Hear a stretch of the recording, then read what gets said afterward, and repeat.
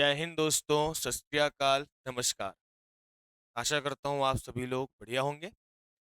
पिछले लेक्चर में हमने जो है वो भारतीय राज्य व्यवस्था, इंडियन पॉलिटी चालू की थी, जिसमें हमने इंडियन कॉन्स्टिट्यूशन के बारे में, भारतीय संविधान के बारे में पढ़ना चालू किया था।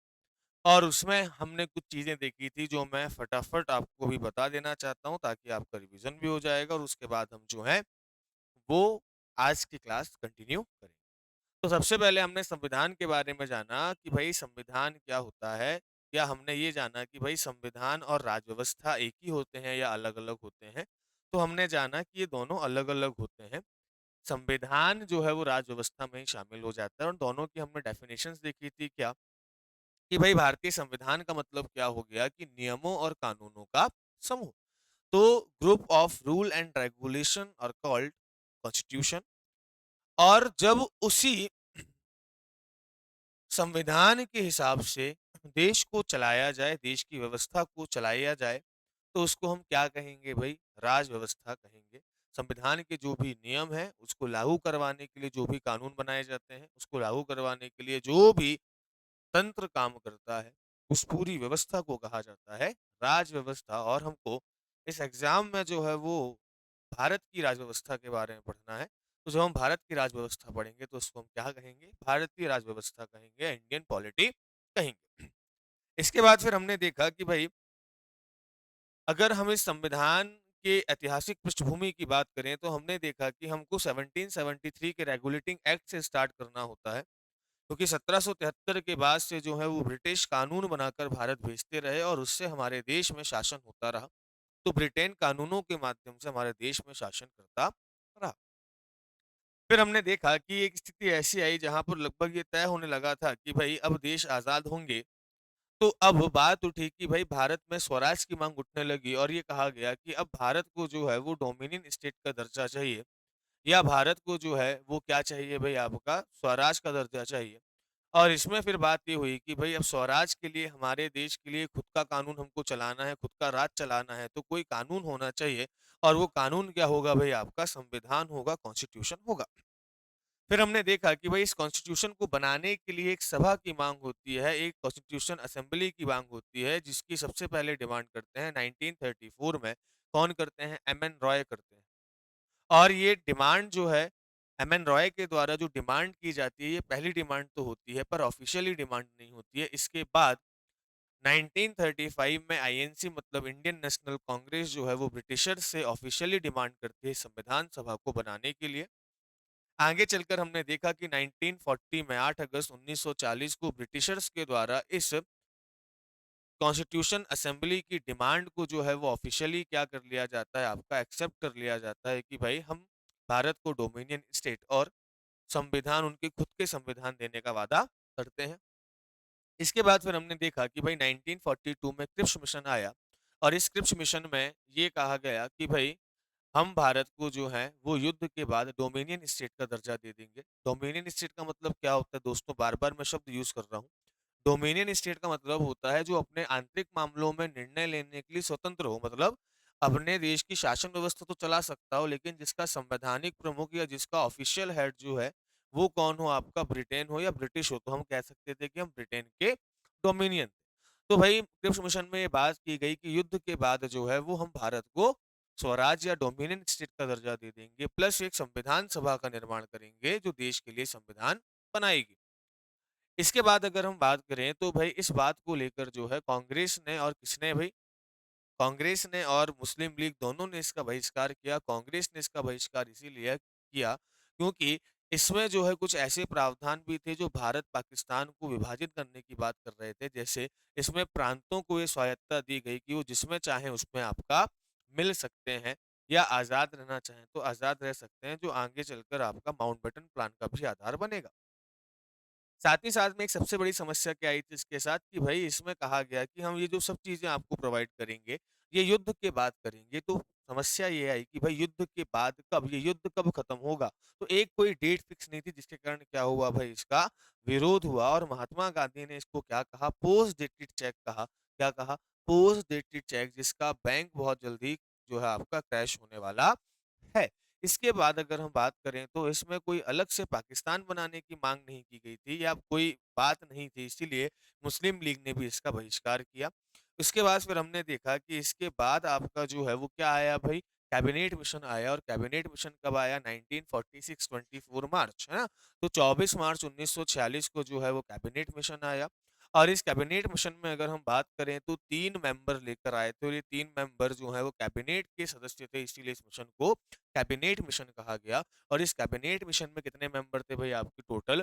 3 मेंबर थे, कौन-कौन से? सर स्टेफोर्ड क्रिप्स, दूसरे पैथिक लॉरेंस और तीसरे कौन थे भई आपके? एवी अलेक्जेंडर। और इन्होंने जो है वो भारत का दौरा किया और उसके बाद अपनी जो योजना है, वो योजना कब पब्लिश की भई? उन्होंने अपनी योजना पब्लिश की थी कब? वो योजना 16 मई 1946 को अपनी योजना पब्लिश की। अब हम कहानी को बढ़ाते हैं उससे आगे कि ये जो 16 मई को जो योजना पब्लिश हुई थी, इस योजना में क्या-क्या था? इस योजना में क्या-क्या बातें जो हैं वो कही गई थी? ठीक, चलिए। ओके। तो कैबिनेट मिशन वाला हमने जो है वो ये काम देख लिया था, इसके आगे हमको जो है वो देखना था, तो दोस्तों बढ़ते हैं आपका आगे। अब जो ये कैबिनेट मिशन आपका आया था, ठीक, चलिए। कौन-सा मिशन आया था? कैबिनेट मिशन आया था। अब इस कैबिनेट मिशन का प्लान क्या था? ठीक, देख लेते हैं, चलिए। तो हमने देखा कि भई ये जो कैबिनेट मिशन आया है ना? इस कैबिनेट प्लान के अंतर्गत क्या-क्या चीज़ें थी? तो इस कैबिनेट प्लान ने क्या किया, इस कैबिनेट प्लान ने जो है वो पूरे भारत में भ्रमण किया और पूरे भारत में घूमने के बाद अपनी योजना जो है वो क्या की, प्रकाशित की और इसने कहा कि भाई अब जो है वो आपकी कितने मेंबर्स की एक संविधान सभा बनाएँगे हम, आपका 389 मेंबर्स की एक संविधान सभा बनाएँगे।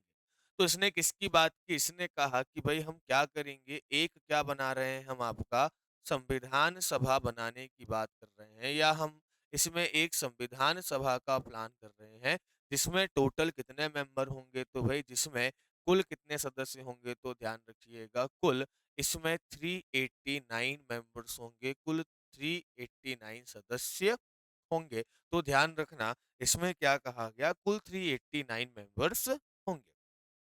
दूसरा इन्होंने क्या कहा कि भई ये जो 389 मेंबर्स होंगे, ये कितनी जनसंख्या पर चुनकर आएँगे? तो ये कहा गया कि भई हर आपकी 10 लाख जनसंख्या पर, कितनी जनसंख्या पर भई आपका? 10 लाख पॉपुलेशन पर, या इसको अगर हम बात करें तो आपका 1 मिलियन, क्या कहेंगे इसको आपका भई, हम आपका 1 मिलियन कहेंगे। 1 मिलियन पॉपुलेशन या 1 मिलियन जनसंख्या पर जो है, वो क्या रहेगी, याद रखिएगा, 1 मिलियन जनसंख्या पर 1 सीट, या हम बात करें तो आपका 1 प्रतिनिधि होगा, ये बात कही गई, ठीक, चलिए। इसके बाद अगर हम बात करें तो ये कहा गया कि ये जो आपके चुनाव होंगे, इसमें कौन से सिस्टम को अपनाया जाएगा? तो कहा गया कि भई इसमें हम अपनाएँगे आपका पीआर सिस्टम। पीआर सिस्टम मतलब क्या होता है आपका? आनुपातिक प्रतिनिधित्व, ठीक? ध्यान रखिएगा, क्या भई आपका? आनुपातिक प्रतिनिधित्व, मतलब जितना अनुपात है उसके हिसाब से जनता में जो जिस अनुपात में है, उसको उस हिसाब से क्या दिया जाएगा? प्रतिनिधित्व दिया जाएगा, उतनी सीटें जो हैं वो दी जाएँगी, है ना? प्रोपोर्शनल रिप्रेजेंटेटिव, जैसे मानकर चलिए कि किसी देश की जनसंख्या 100 है और वहाँ पर हम जो है वो जाति आधारित पीआर सिस्टम अपनाते हैं, आनुपातिक प्रतिनिधित्व अपनाते हैं, तो मानकर चलिए उन 100 सीटों में या 100 जनसंख्या पर हमको 10 सीटें जो हैं या 10 सीटें हमने अलॉट की है।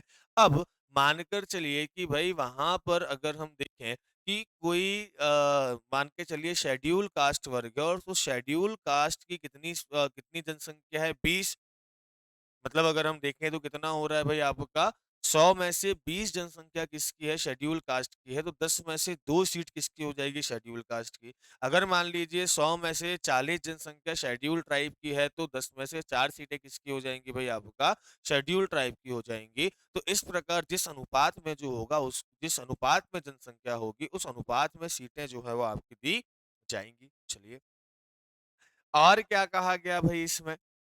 और इसमें ये कहा गया कि ये जो आपकी संविधान सभा बनाई जा रही है, ठीक, चलिए, पहली चीज़ तो उसको हम अभी आगे पढ़ेंगे।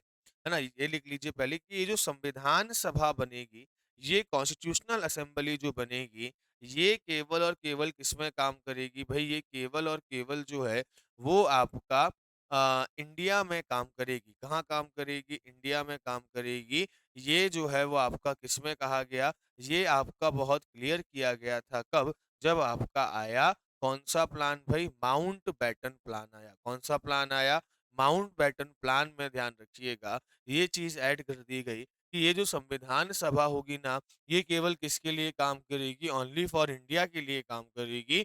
या अगर हम बात करें तो पाकिस्तान के लिए अलग से संविधान सभा होगी। ध्यान रखिए, ये इसका हिस्सा नहीं है। ये माउंटबेटन प्लान में कहा गया, या तो मैं कह रहा हूँ आप इस हिस्से को अभी हटा दीजिए। जब हम माउंटबेटन प्लान पढ़ेंगे तब मैं आपको ये वाला पॉइंट पढ़ाऊँगा, ठीक चलिए। तो यहाँ पर अगर हम बात करें तो एक प्रावधान, अभी ये 3 पॉइंट्स आपने ध्यान रख लिए, है ना? हम माउंटबेटन प्लान की बात बाद में करेंगे, चलिए। अब यहाँ पर थोड़ा-सा कुछ चीज़ और समझिएगा, जिससे हम अपनी बात को आगे बढ़ाएँगे। ये कहा गया कि भई ये जो आपकी 389 सीटें हैं, कितनी सीटें हैं भई आपका? 389 सीटें हैं। इन 389 सीटों का विभाजन कैसे होगा? ठीक चलिए। तो हमने देखा, इन्होंने कहा कि भाई ये जो 389 सीटें हैं ना, इसको हम कितने पार्ट में डिवाइड करेंगे भई? 2 पार्ट में डिवाइड करेंगे। कितने पार्ट में डिवाइड करेंगे? 2 पार्ट में डिवाइड करेंगे। और ये 2 पार्ट कौन-कौन से होंगे? तो कहा गया कि एक पार्ट होगा 296 सीटों का। कितनी सीटों का भई? 296 सीटों का होगा।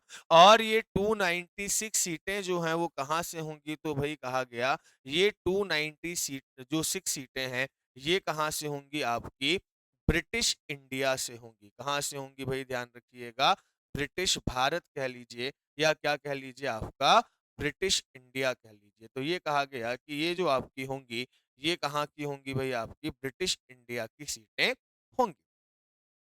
और जो बची आपकी 93 सीट्स हैं, ये 93 सीट्स कहाँ से होंगी? तो भई ध्यान रखिएगा, ये 93 सीट्स जो हैं, ये होंगी आपकी कहाँ से? प्रिंसली स्टेट से होंगी। कहाँ से होंगी भई? आपका प्रिंसली स्टेट से होंगी। या अगर हम बात करें, तो जो आपकी देसी रियासतें थीं, ठीक ध्यान रखना, कहाँ से भई? आपका देसी रियासतों से होंगी। क्लियर है ये पॉइंट? चलिए। तो यहाँ पर हमने देखा कि ये कहाँ से होंगी? आपका देसी रियासतों से होंगी। ठीक चलिए। अब यहाँ की जो सीटें थी ना, ये 296 सीटें थी, वापस इनको पुनः डिवाइड किया कितने पार्ट्स में भई? आपका 2 पार्ट्स में डिवाइड किया। और क्या कहा कि इसमें से जो 292 सीटें होंगी, ठीक चलिए। अच्छा, पहले समझिएगा ब्रिटिश भारत क्या है? उस समय का जो भारत था, उस समय पर 2 प्रकार की स्थितियाँ भारत में थीं। एक, कुछ एरिया ऐसे थे जहाँ पर ब्रिटिश हुकूमत काम करती सीधे-सीधे, या जहाँ पर ब्रिटिशों के द्वारा प्रोविंशियल्स आपके या प्रांत स्थापित किए गए थे और वहाँ पर प्रांतीय विधानसभाएँ भी हुआ करती थीं। जैसे आपने सुना होगा, संयुक्त प्रांत सुना होगा, मद्रास प्रांत सुना होगा, बंगाल प्रांत सुना होगा, मध्य प्रांत सुना होगा।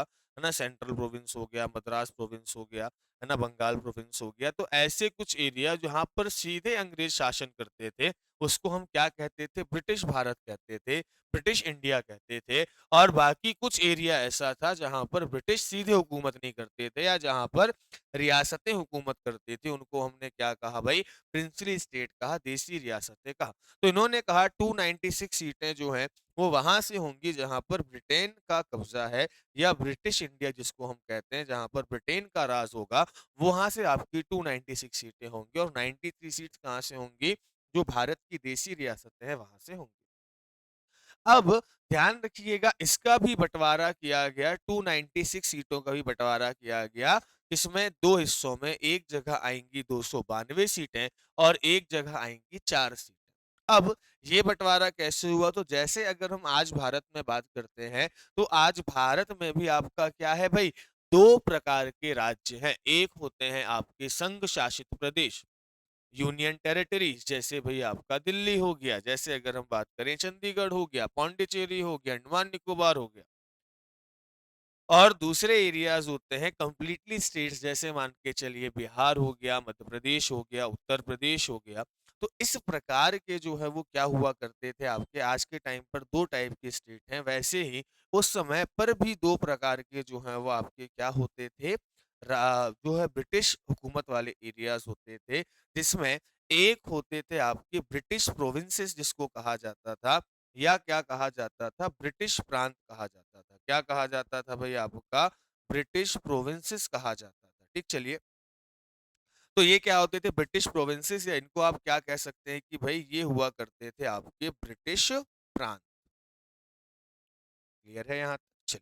इसके बाद अगर हम बात करें तो ये जो 292 सीटें थी ना ये आपकी कहाँ से थी तो ये आपकी टोटल 11 ब्रिटिश प्रांतों से थी। ध्यान रखिएगा कहाँ से थी भई आपकी टोटल 11 ब्रिटिश प्रांतों से जैसे मध्य प्रांत हो गया, संयुक्त प्रांत हो गया, है ना? सेंट्रल प्रोविंस हो गया, बंगाल प्रोविंस हो गया। यहाँ से 292 सीटें उठकर आई थी और इसके बाद ये जो 4 सीटें थी ना, ये 4 सीटें कहाँ से आई थी तो भई ध्यान रखिएगा ये आई थी आपके चीफ कमिश्नर वाले एरिया से, ठीक? तो ध्यान रखिएगा कहाँ से भई चीफ कमिश्नर वाले एरिया या चीफ गवर्नर वाला एरिया इनको आप कह लीजिए, है ना? तो ये 4 सीटें जैसे आज के क्या हैं भई संघ शासित प्रदेश है, वैसे ही वहाँ के क्या हुए होते थे भई आपके ये चीफ कमिश्नर वाले एरिया होते थे। अब ध्यान रखना कि ये चीफ कमिश्नर वाले एरिया कितने हैं तो भई टोटल आपके 4 हैं। तो यहाँ से संभावना बन सकती है कि इन 4 के क्या पूछ लिए जाएँ भई आपसे नाम पूछ लिए जाएँ। तो ये 4 चीफ गवर्नर वाले जो एरियाज़ थे, कौन-कौन से थे? 4 ध्यान रखना। पहला तो नाम ध्यान रखिएगा आपका दिल्ली, ठीक? तो पहला कौन-सा था? दिल्ली। दूसरा अगर हम बात करें दिल्ली के बाद कौन-सा हो जाएगा? दिल्ली के बाद अगला था भई कौन-सा आपका कुर्ग था। तीसरा अगर हम बात करें तो कौन-सा हो जाएगा भई आपका अजमेर हो जाएगा। कौन-सा हो जाएगा? अजमेर और इस अजमेर को क्या कहा जाता था भई? मारवाड़ भी कहा जाता था और इसके बाद एक अगला कौन-सा हो जाएगा तो ध्यान रखिएगा, अगला हो जाएगा आपका बलूचिस्तान। तो ये 4 जो है वो ध्यान रखिएगा आपके क्या थे भाई? चीफ कमिश्नर वाले एरिया थे। तो ये 4 नाम ध्यान रखिएगा एमपीपीएससी के प्रीलिम्स और मेंस दोनों के हिसाब से इम्पोर्टेंट हैं, है ना? और हाल ही की जो आपके और भी एग्ज़ाम्स हैं, उनके लिए भी ये समानांतर आपके उपयोगी रहेंगे। पर अगर हम बात करें तो सवाल बन सकता है यहाँ पर 2 मार्कर में कि भई जो है वो 4 चीफ कमिश्नर वाली एरियाज़ कौन-कौन से? तो दिल्ली, कुर्ग, अजमेर और बलूचिस्तान थे। तो ये याद रखिएगा, ये जो है वो क्या था एक तरीके से जो टोटल 389 सीट्स जो आपकी आई थी ना, ये टोटल 389 सीट्स का क्या था भाई साहब ध्यान रखिएगा, एक तरीके से पूरा आपका स्ट्रक्चर था। क्लियर है पॉइंट यहाँ तक? चलिए बात करते हैं अब आपका आगे। अब समझिएगा कि अब बात होती है कि ये हमने बता तो दिया 389 सीट्स होंगी, है ना? कितनी लाख जनसंख्या पर 1 सीट थी तो भई ध्यान रखिएगा 10 लाख या 1 मिलियन जनसंख्या पर आपकी 1 सीट थी। दूसरा अगर हम बात करें तो पीआर सिस्टम अपनाया गया था। अब यहाँ पर हमको कुछ चीज़ें और ध्यान रखनी है। क्या ध्यान रखनी है? कि भई अब इनका चयन कैसे हुआ, इनका सिलेक्शन कैसे हुआ? तो ध्यान रखना कि ये जो 296 सीट्स थी ना, यहाँ पर क्या होना था, यहाँ पर अप्रत्यक्ष रूप से क्या होना था, चुनाव होना था, ठीक? पहले तो आप ये समझिए कि यहाँ पर चुनाव क्यों होना था? क्योंकि ये ब्रिटिश एरिया थे और जब ब्रिटिश एरिया थे, तो ब्रिटिशर्स को तो चुनाव करवाने का अनुभव था, पहले से ही चुनाव होते हुए आ रहे थे। प्रोविंशियल असेंबलीज़ में आपके जो हैं वो पहले से चुनाव होते हुए आ रहे थे, प्रांतीय विधानसभाओं में जो है, वो पहले से चुनाव होते हुए आ रहे थे, तो इनको चुनाव का अनुभव था, तो इसीलिए इन्होंने किसको अपनाया? इलेक्शन को अपनाया। पर बात ये थी कि क्या इसके लिए हमने वोट दिया? नहीं, ये जो इलेक्शन हुआ था, ये कैसा हुआ था? इनडायरेक्ट इलेक्शन हुआ था। अब ये मैं क्या कह रहा हूँ भई कि इनडायरेक्ट इलेक्शन हुआ था, तो ये क्या होता है? तो देखिए इलेक्शन 2 प्रकार के होते हैं, ठीक? ध्यान रखना कि ये जो आपके इलेक्शंस होते हैं ना भाई साहब, ये इलेक्शंस 2 टाइप के होते हैं, ठीक? इलेक्शंस जो हैं, वो 2 टाइप के होते हैं, चुनाव जो है वो आपके 2 प्रकार के होते हैं। एक होता है कौन-सा डायरेक्ट, है ना? मतलब इसको हम क्या कहते हैं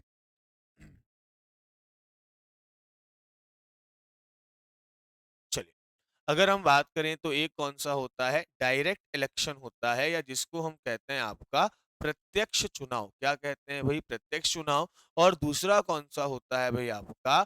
इनडायरेक्ट इलेक्शन होता है। इनडायरेक्ट इलेक्शन को क्या कहा जाता है? अप्रत्यक्ष चुनाव कहा जाता है। अब इन दोनों में अंतर क्या होता है? तो ध्यान रखिएगा, जो प्रत्यक्ष चुनाव होता है ना, इसमें सीधे कौन करती है भाई? आपकी जनता जो है, वो क्या करती है? आपका वोट करती है, ठीक? तो ध्यान रखिएगा, जो आपके डायरेक्ट इलेक्शंस होते हैं, यहाँ पर क्या करती है भाई? जनता ही सीधे क्या करती है? आपका वोट करती है। पर जो इनडायरेक्ट इलेक्शन होते हैं या जो आपके अप्रत्यक्ष चुनाव होते हैं, ध्यान रखिएगा, इन अप्रत्यक्ष चुनाव की अगर हम बात करें, तो इसमें जो है वो जनता ना वोट कर कर क्या करती है भाई? जनता के जो प्रतिनिधि हैं, ठीक? ध्यान रखिएगा, जनता के जो प्रतिनिधि हैं, जो रिप्रेजेंटेटिव हैं, ठीक? जैसे मानकर चलिए कि आपने किसी को चुना,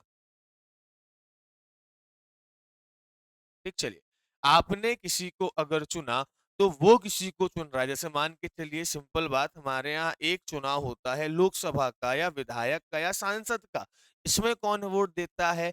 हम वोट देते हैं। तो अगर कोई पूछे कि विधानसभा के या लोकसभा के चुनाव कैसे होते हैं, तो भाई वो डायरेक्ट इलेक्शन होते हैं। पंचायत के चुनाव कैसे होते हैं? डायरेक्ट इलेक्शन होते हैं, प्रत्यक्ष चुनाव होते हैं, जिसमें जनता प्रत्यक्ष रूप से क्या करती है? आपका भाग लेती है। पर दूसरा पॉइंट ये है कि भाई अप्रत्यक्ष चुनाव, जैसे राष्ट्रपति का इलेक्शन होता है, राष्ट्रपति का चुनाव होता है, तो क्या राष्ट्रपति के लिए हम जाकर वोट करते हैं? क्या नहीं? हम क्या करते हैं? हमारे स्थान पर हमारे चुने हुए प्रतिनिधि क्या करते हैं? आपका वोट करते हैं। जो हमारे चुने हुए विधायक और हमारे चुने हुए जो सांसद हैं ना, वो जाकर क्या करेंगे? वहां पर आपका वोट करेंगे, क्योंकि कहीं ना कहीं वो हमको रिप्रेजेंट कर रहे हैं। आज मानकर चलिए, सरकार हमने बनाई है या हमने उनको बहुमत दिया है, इसका मतलब क्या है? कि वो हमको क्या कर रही है? रिप्रेजेंट कर रही है। आज उसके हर फैसले में इसका मतलब क्या है? कि हमारी सहमति है। तो ध्यान रखिएगा कि यहाँ पर अप्रत्यक्ष चुनाव का मतलब क्या हो गया? जहाँ पर जनता के चुने हुए प्रतिनिधि जाकर वोट कर रहे हैं, रिप्रेजेंटेटिव जाकर वोट कर रहे हैं, जनता डायरेक्ट वोट में जो है वो आपका पार्टिसिपेट नहीं कर रही है। यहाँ तक आपको चीजें क्लियर है? चलिए, बढ़ते हैं आपका आगे। तो यहाँ पर जो 296 सीटें थी, यहाँ पर क्या होता है भाई? आपका चुनाव होगा, ठीक है? अब बाकी ये जो 93 सीट्स है, इस पे क्या होंगे? तो भाई यहाँ पर तो ध्यान रखना, क्या ध्यान रखना? कि यहाँ पर तो प्रमुख कौन होता है? राजा। और यहाँ पर तो ये चुनाव-वुनाव के बारे में जानता नहीं है ना? यहाँ पर क्राउन या यहाँ का जो राजा है, राजा कह लो, नवाब कह लो, शासक कह लो, इनको तो नहीं पता चुनाव-वुनाव, इनको नहीं पता कि भाई ईवीएम क्या होती है, इनको नहीं पता कि क्या है ना? ईवीएम तो उस समय थी भी नहीं, लेकिन समझिए मतलब कि चुनाव क्या होता है, इनको नहीं पता। अब यहाँ पर राजाओं से क्या कहा कि भाई राजा, तुम तो सच में मन के राजा हो, तो एक काम करो कि यहाँ जो है आप क्या करिए कि अपने हिसाब से कोई व्यक्ति, है ना? आप क्या कर लो भाई, अपने हिसाब से आपको जो लगे, अपने हिसाब से कोई व्यक्ति को क्या कर लो? चुन लो, है ना? अपने हिसाब से कोई व्यक्ति क्या कर लो भाई? आपका कहाँ भेज दो? सभा में भेज दो। और कौन सी सभा में भेज दो भाई? आपका संविधान सभा में भेज दो। अपने हिसाब से कोई व्यक्ति कहाँ भेज दो? संविधान सभा में क्या कर दो भाई? आप भेज दो। और इस प्रोसेस को क्या कहा जाता है? इसको कहा जाता है मनोनयन। क्या कहा जाता है भाई? आपका मनोनयन कहा जाता है, या इसी को कहा जाता है आपका नॉमिनेशन। क्या कहा जाता है भाई? आपका नॉमिनेशन कहा जाता है। तो ध्यान रखिएगा कि यहाँ पर जो 296 सीटें थी, वहां पर अप्रत्यक्ष चुनाव के द्वारा जो प्रतिनिधि चुने जाने थे। और भाई जो 93 सीट्स है ना, वहां पर क्या होना था भाई? कि राजा को कह दिया गया कि अपने हिसाब से आप कोई भी व्यक्ति वहां पर क्या कर दीजिए भाई?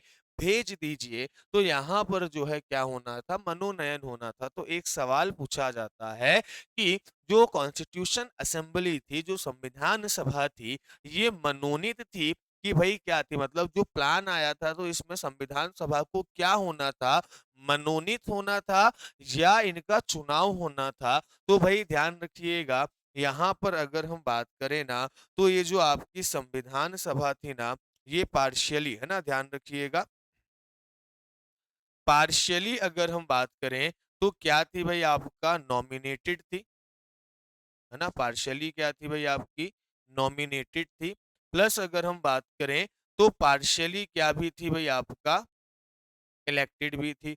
तो पार्शियली नॉमिनेटेड एंड इलेक्टेड थी, या इसको आप क्या कह सकते हैं कि ये जो है वो आपका अंशतः, ठीक, चलिए, ये जो थी वो क्या भाई आपकी अंशतः, है ना, अंशतः जो है वो मनोनीत भी थी, क्योंकि कुछ सीटों पर क्या हुआ था, आपका मनोनयन होना था, और कुछ सीटों पर क्या हुआ था भाई आपका अंशतः मनोनीत भी थी। और अंशतः क्या थी भाई, अगर हम बात करें तो अंशतः ये निर्वाचित भी थी, क्योंकि 296 सीटों पर क्या हुआ था, इसमें आपका इलेक्शन हुआ था। तो इस सीटों, इन चीजों को क्या रखिएगा, आप ध्यान रखिएगा।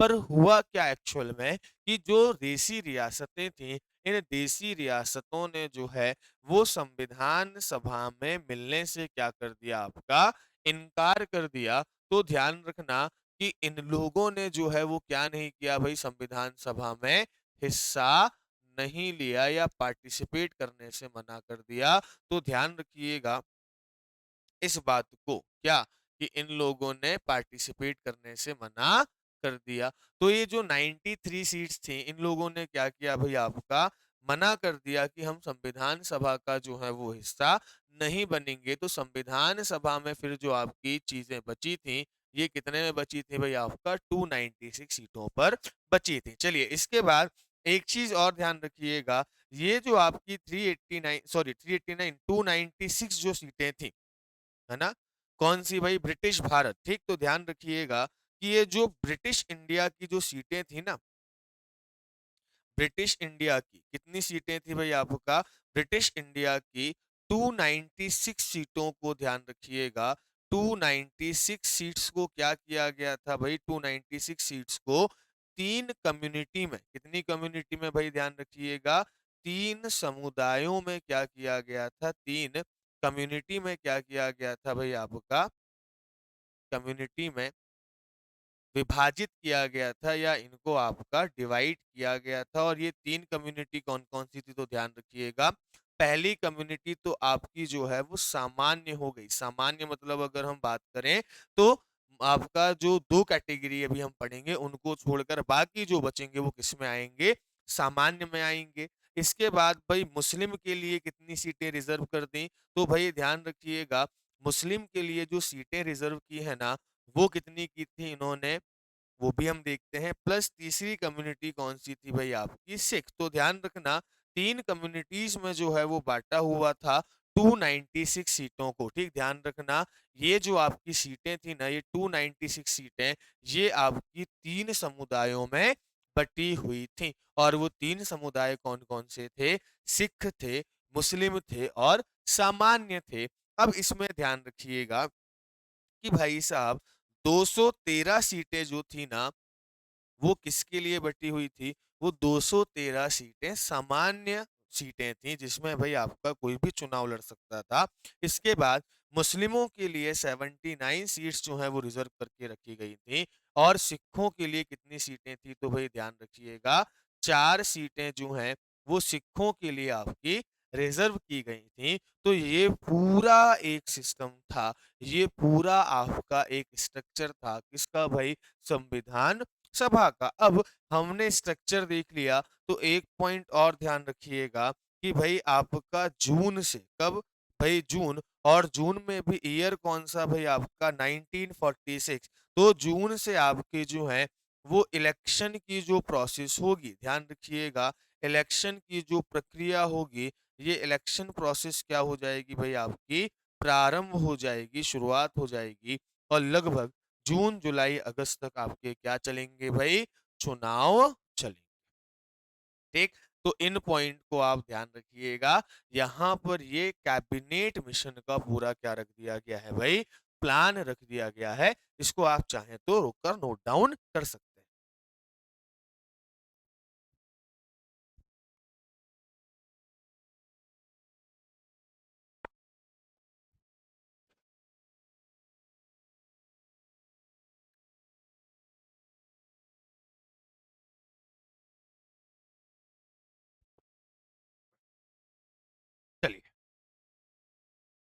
तो यहाँ तक की कहानी क्लियर हो गई, है ना? चलिए, तो यहाँ पर वही सारी चीज़ें मैंने आपको दी हुई है ना?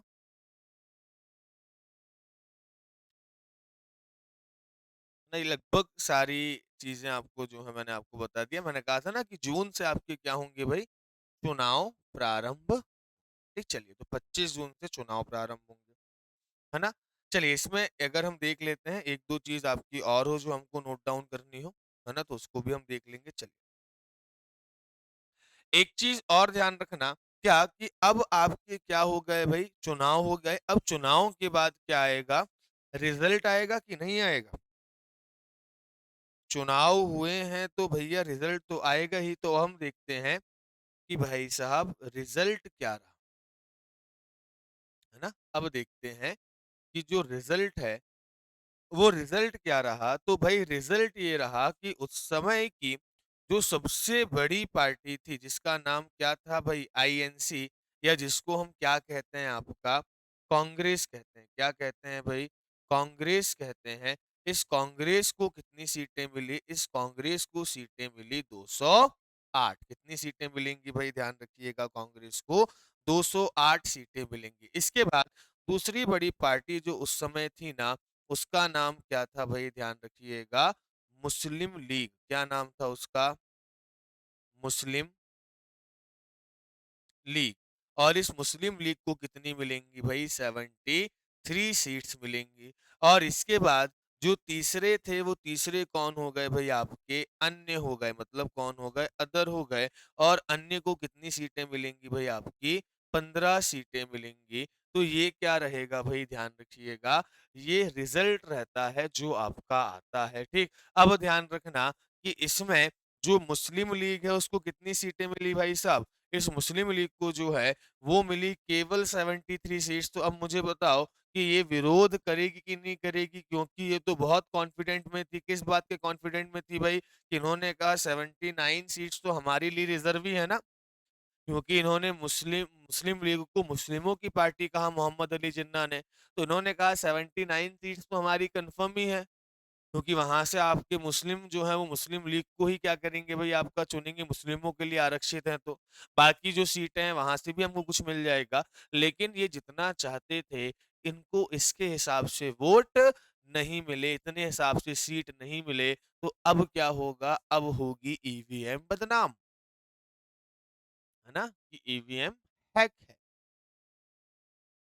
अब उस समय तो ईवीएम नहीं थी, तो अब क्या करेंगे? कुछ ना कुछ तो करना पड़ेगा। तो फिर क्या किया, मुस्लिम लीग ने जो है वो संविधान सभा का बहिष्कार ही कर दिया और कह दिया कि नहीं भाई, ये तो चीटिंग है। हमको तो भाई ये जो संविधान सभा है ना, ये केवल हिंदुओं की बॉडी दिखाई पड़ती है। ये बॉडीज ऑफ हिंदू है, या हिंदुओं का समूह है, हिंदुओं का ही सभा है। और इसीलिए हम इसका क्या कर रहे हैं? बहिष्कार कर रहे हैं। और हमको तो अब क्या चाहिए भाई? पाकिस्तान चाहिए। अब ये क्या कहेंगे कि हमको तो पाकिस्तान चाहिए, और पाकिस्तान की मांग को ये क्या करेंगे? उठाने लगेंगे बहुत तेजी से, है ना? और इसके ही बिहाफ पर आपके दंगे, सांप्रदायिक दंगे वगैरह होना चालू हो जाएंगे। एक पॉइंट और ध्यान रखना कि अभी ये सीटें कितनी हैं? 389 सीटें हैं। कितनी सीटें हैं? 389 सीटें हैं। क्योंकि ये प्लान कब आया था? हमने देखा था ये प्लान पब्लिश हुआ है कब भाई, आपका 16 मई को। कब हुआ है? 16 मई। और 16 मई कब भाई? 1946 को। इस समय तो हम आजाद हुए नहीं हैं। तो इस समय जब हम आजाद हुए नहीं हैं, तो भाई ध्यान रखिएगा, इसके हिसाब से कितनी सीटें हमको बताई गई? इस प्लान के हिसाब से कहा गया कि भाई साहब टोटल है ना, इस प्लान के हिसाब से 389 सीट्स होंगी। कितनी सीट्स होंगी भाई, आपका 389 सीट्स होंगी। लेकिन ध्यान रखना कि जैसे ही, है ना, जैसे ही क्या होगा, आपका आजादी मिलेगी और जैसे ही विभाजन होगा, ठीक ध्यान रखना, 1947 में क्या होगा? जैसे ही इंडिया और पाकिस्तान का विभाजन होगा, भाई साहब इन सीटों में कमी आएगी, क्योंकि कुछ सीटें कहाँ चली जाएंगी? पाकिस्तान चली जाएंगी। तो अब इन सीटों में क्या चेंजेस आएगा? तो ध्यान रखना, अब ये सीटें जो हैं वो घट जाएँगी और घटकर कितनी हो जाएँगी भई ध्यान रखिएगा 299 सीटें हो जाएँगी, जिसमें से 229 सीटें जो हैं, वो कहाँ से रहेंगी भई आपका उस समय फिर इंडिया वाले हिस्से से और रियासतों से कितनी हो जाएँगी भई 70 सीटें हो जाएँगी।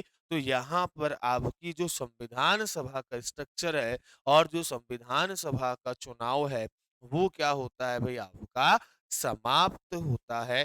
तो आगे आपको स्लाइड में लगभग यही सारी इन्फॉर्मेशन देखने को मिलेगी। तो इन्फॉर्मेशन है पढ़ने के लिए लेकिन हम साथ में नोट्स बनाते हुए चल रहे हैं, है ना? चलो, अब हमको क्या देखना है, हमने संविधान सभा का स्ट्रक्चर देख लिया, हमने इसका पूरा रिज़ल्ट देख लिया, अब हमको क्या देखना है? अब हमको देखना है कि संविधान सभा ने कैसे अपना काम किया और उसकी कार्यप्रणाली जो है वो आपकी कैसी थी। ठीक, चलिए, तो इस पर हम क्या करते हैं भई आपकी चर्चा करते हैं। अब अगर हम इस पर बात करें तो यहाँ पर भी आपकी चीज़ें लिखी हुई हैं पर हम इसको नोट्स के फॉर्म में ही जो है वो लिखते हुए चलते हैं। जिसमें तो आप आसानी से जब भी आपका मन हो तब आप नोट डाउन कर लेना। चलिए आगे बढ़ते हैं दोस्तों। हमने देखा कि भाई साहब अब आपकी संविधान सभा के चुनाव हो गए, इलेक्शन वगैरह लड़ लिया गया है।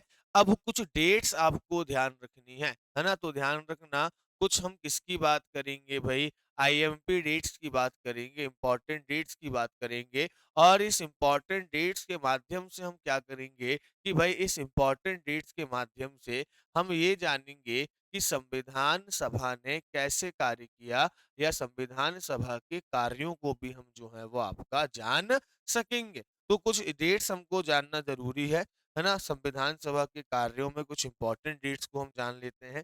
चलिए, तो यहाँ पर एक-एक करके हम डेट्स को स्टार्ट करते हैं। तो सबसे पहली जो आपकी इम्पोर्टेंट डेट होगी, वो कौन-सी होगी भाई साहब 6 दिसंबर, ठीक? ध्यान रखिएगा।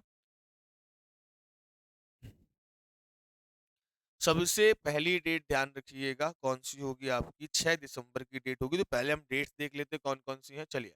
तो एक डेट कौन-सी हो गई भई आपकी 6 दिसंबर और ईयर कौन-सा होगा तो भई ध्यान रखिएगा 1946। उसके बाद सेकंड जो डेट इम्पोर्टेंट होगी वो कौन-सी होगी भई आपका 9 दिसंबर की डेट होगी और 9 दिसंबर भी कब होगा भई आपका 1946। इसके बाद अगली डेट जो इम्पोर्टेंट होगी 1946 में वो होगी 11 दिसंबर की डेट 11 दिसंबर 1946 और उसके बाद एक अगली डेट जो इम्पोर्टेंट होगी वो कौन सी होगी भाई 13 दिसंबर की और 13 दिसंबर भी कब 1946। अब हम देखते हैं इन डेट्स पर जो है वो क्या-क्या प्रमुख घटनाएं हुई जिनके बारे में हमको पढ़ना है ठीक। अब अगर हम बात करें किसके बारे में भाई हम बात करें 6 दिसंबर की डेट के बारे में। तो 6 दिसंबर की डेट इसीलिए इम्पोर्टेंट है क्योंकि इस 6 दिसंबर को जो है वो क्या किया भाई आपकी जो मुस्लिम लीग थी, कौन मुस्लिम लीग? इसके हाल हो गए थे बेहाल किसमें भई आपका चुनाव में। तो मुस्लिम लीग ने क्या किया ध्यान रखिएगा, मुस्लिम लीग ने जो है वो आपका ऑफ़िशियली डिक्लेयर किया। क्या डिक्लेयर किया? ऑफ़िशियली डिक्लेयर किया। तो भाई इन्होंने आपका ऑफ़िशियली जो है वो आपका डिक्लेरेशन दिया और क्या डिक्लेरेशन दिया कि हम जो हैं वो अब क्या करेंगे बॉयकॉट करेंगे। क्या करेंगे भई आपका बॉयकॉट करेंगे या हम क्या करेंगे भई आपका बहिष्कार करेंगे। किसका बहिष्कार करेंगे भई? संविधान सभा का। ठीक तो ध्यान रखना संविधान सभा का बहिष्कार करेंगे। 6 दिसंबर की डेट आपकी इसीलिए क्या हो जाएगी भई इम्पोर्टेंट हो जाएगी। ठीक चलिए।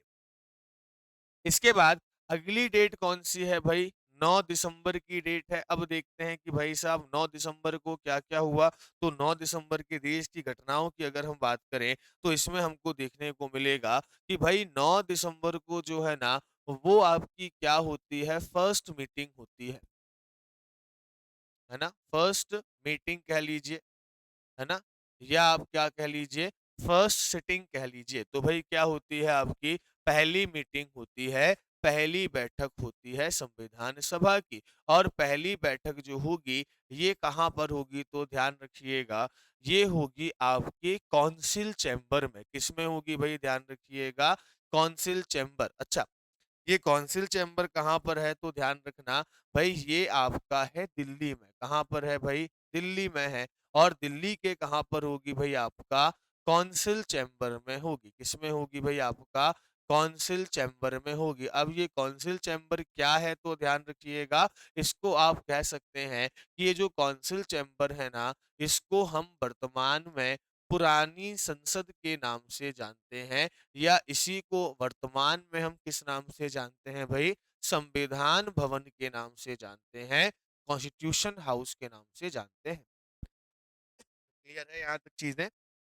चलिए, तो इस कौंसिल चैम्बर में भी कहाँ पर हुई थी भाई तो ध्यान रखिएगा, यहाँ पर आपका इसकी लाइब्रेरी में जो है वो आपकी सिटिंग हुई थी। और ध्यान रखना इसमें कितने लोगों ने हिस्सा लिया था, तो भाई इसको लेकर थोड़ा-सा संशय है। आपको कई जगह पर क्या डेटा मिलेगा कि इसमें 211 लोगों ने हिस्सा लिया। अब 211 लोगों ने हिस्सा लिया, जबकि संविधान सभा में टोटल मेंबर्स कितनी बात की थी हमने? 389 बात की थी, तो केवल 211 कैसे आए? तो भाई 211 ऐसे आएगी, पहले तो जो आपकी 389 सीट्स थी, इन 389 सीट्स में तो आप ध्यान रखिएगा 93 सीटों ने तो हिस्सा ही नहीं लिया देशी रियासतों की, तो अब बचती कितनी सीटें? 296 सीटें बचती हैं। और 296 सीटों में भी अगर आप बात करेंगे तो लगभग आपने देखा कि जो मुस्लिम लीग थी उसने क्या कर दिया? बहिष्कार कर दिया। और मुस्लिम लीग की कितनी सीटें थी तो भाई आपका 73 सीट्स किसकी थी भाई? आपका मुस्लिम लीग की थी। तो ये 73 सीट्स किसकी हो गई भाई? आपकी मुस्लिम लीग की हो गई। अब जो है उसके बाद जितने व्यक्ति बचते हैं, ठीक? वो व्यक्तियों में से अगर हम बात करें जो 223 के आसपास आपके व्यक्ति बच रहे हैं, इन व्यक्तियों में से अब जो है वो 211 लोगों ने क्या लिया भाई आपका हिस्सा लिया। तो 211 सदस्यों ने क्या लिया भाई आपका हिस्सा लिया। लेकिन एक चीज़ और ध्यान रखना, कहीं-कहीं पर ये वाला डेटा 208 भी आता है। क्या आता है? 208 भी आता है। तो इसको आप जो है वो जो भी आपके सामने ऑप्शंस होंगे, उन ऑप्शंस के हिसाब से आप क्या कर लीजिएगा भाई? टिक कर लीजिएगा। अब मेन बात ये है कि अब आपकी पहली बैठक हो गई, फर्स्ट सिटिंग हो गई। अब फर्स्ट सिटिंग में हमको किसी ना किसी को कोई ना कुछ तो बोलेगा ना। अब सब इकट्ठे हो गए हैं, तो सब इकट्ठे हो गए हैं तो कोई तो स्पीच देगा भाई, कोई तो कुछ बोलेगा कि रुकिए, रुकिए मैं बोलता हूँ हम यहाँ पर इकट्ठे क्यों हुए हैं? तो ये पहली स्पीच देने का काम कौन करेगा?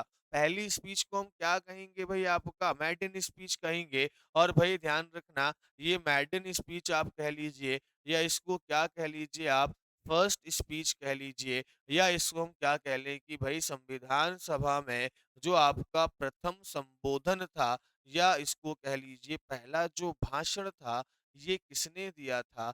ये भाषण दिया था आपके जेबी कृपलानी ने। किसने दिया था भाई आपका? जेबी कृपलानी ने। अब तीसरी बात कि भाई अब ये स्पीच भी दे दी, अब कोई ना कोई तो आपका अध्यक्ष होगा ना, किसी ना किसी को तो हमको अध्यक्ष बनाना पड़ेगा, किसी ना किसी को तो हेड बनाना पड़ेगा हमको। तो अब किसको हेड बनाया जाए तो भाई साहब कहा गया एक काम कीजिए, जो सबसे वरिष्ठ व्यक्ति है ना उनको क्या बना दो? हेड बना दो। अब सबसे वरिष्ठ व्यक्ति जो थे उनको हेड बनाया, लेकिन ध्यान रखिएगा ये केवल उसी मीटिंग के लिए बनाया गया, इनको परमानेंट नहीं बनाया गया। कहा गया जैसे अभी क्या होता है कि जब लोकसभा के सदस्य चुनकर आते हैं ना, तो पहले दिन तो कोई अध्यक्ष है नहीं, तो एक प्रोटेम स्पीकर चुना जाता है ना? या हम कह सकते हैं एक अस्थायी अध्यक्ष चुना जाता है और वो क्या करता है, सभी लोगों को शपथ दिलाता है। उसके बाद फिर जो है वो नए अध्यक्ष के लिए, परमानेंट अध्यक्ष के लिए क्या होती है आपकी वोटिंग होती है। फिर नया अध्यक्ष परमानेंट के तौर पर जो है वो आपका आता है, स्थायी के तौर पर अध्यक्ष की नियुक्ति होती है। तो वैसे ही यहाँ पर जो पहला अध्यक्ष है जिसको आप कह लीजिए प्रथम अध्यक्ष कह लीजिए, है ना? क्या कह लीजिए? चाहे तो आप उसको जो है वो फर्स्ट चेयरमैन कह लीजिए, या उसको क्या कह लीजिए, उसको आप जो है वो अंतरिम अध्यक्ष कह लीजिए। इंटरिम मतलब क्या होता है? अस्थायी, तो उसको आप क्या कह लीजिए भाई? इंटरिम अध्यक्ष कह लीजिए। या अगर हम बात करें उसको आप क्या कह लीजिए, इंटरिम अध्यक्ष कह लीजिए, या उसको आप क्या कह लीजिए, अस्थाई अध्यक्ष कह लीजिए, या उसको आप टेम्पररी अध्यक्ष कह लीजिए। ये टेम्पररी अध्यक्ष कौन बनेंगे, प्रेसिडेंट कौन बनेंगे, तो ध्यान रखना ये प्रेसिडेंट बनेंगे आपके डॉक्टर सच्चिदानंद सिन्हा। ठीक, चलिए।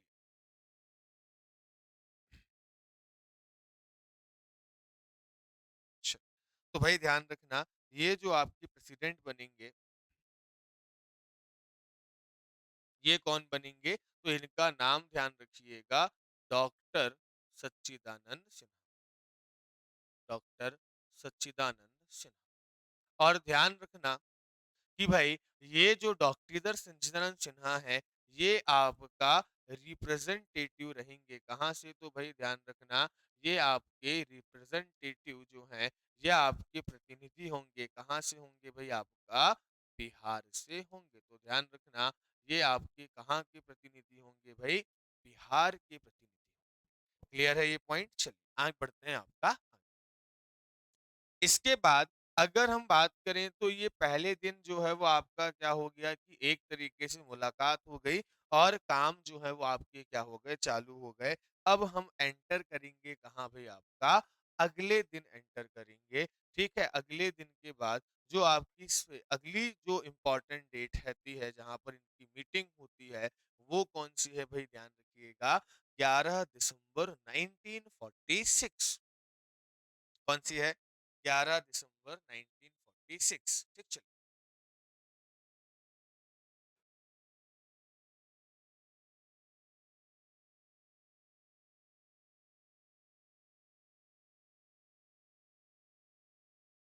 अब 11 दिसंबर 1946 को क्या हुआ।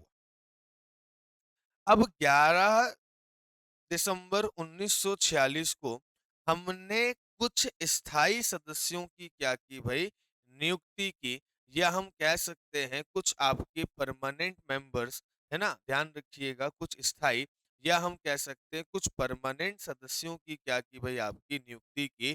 कुछ हमने परमानेंट मेंबर्स, ठीक ध्यान रखिएगा, कुछ हमने परमानेंट मेंबर्स क्या किए, आपके अपॉइंट किए। चलिए,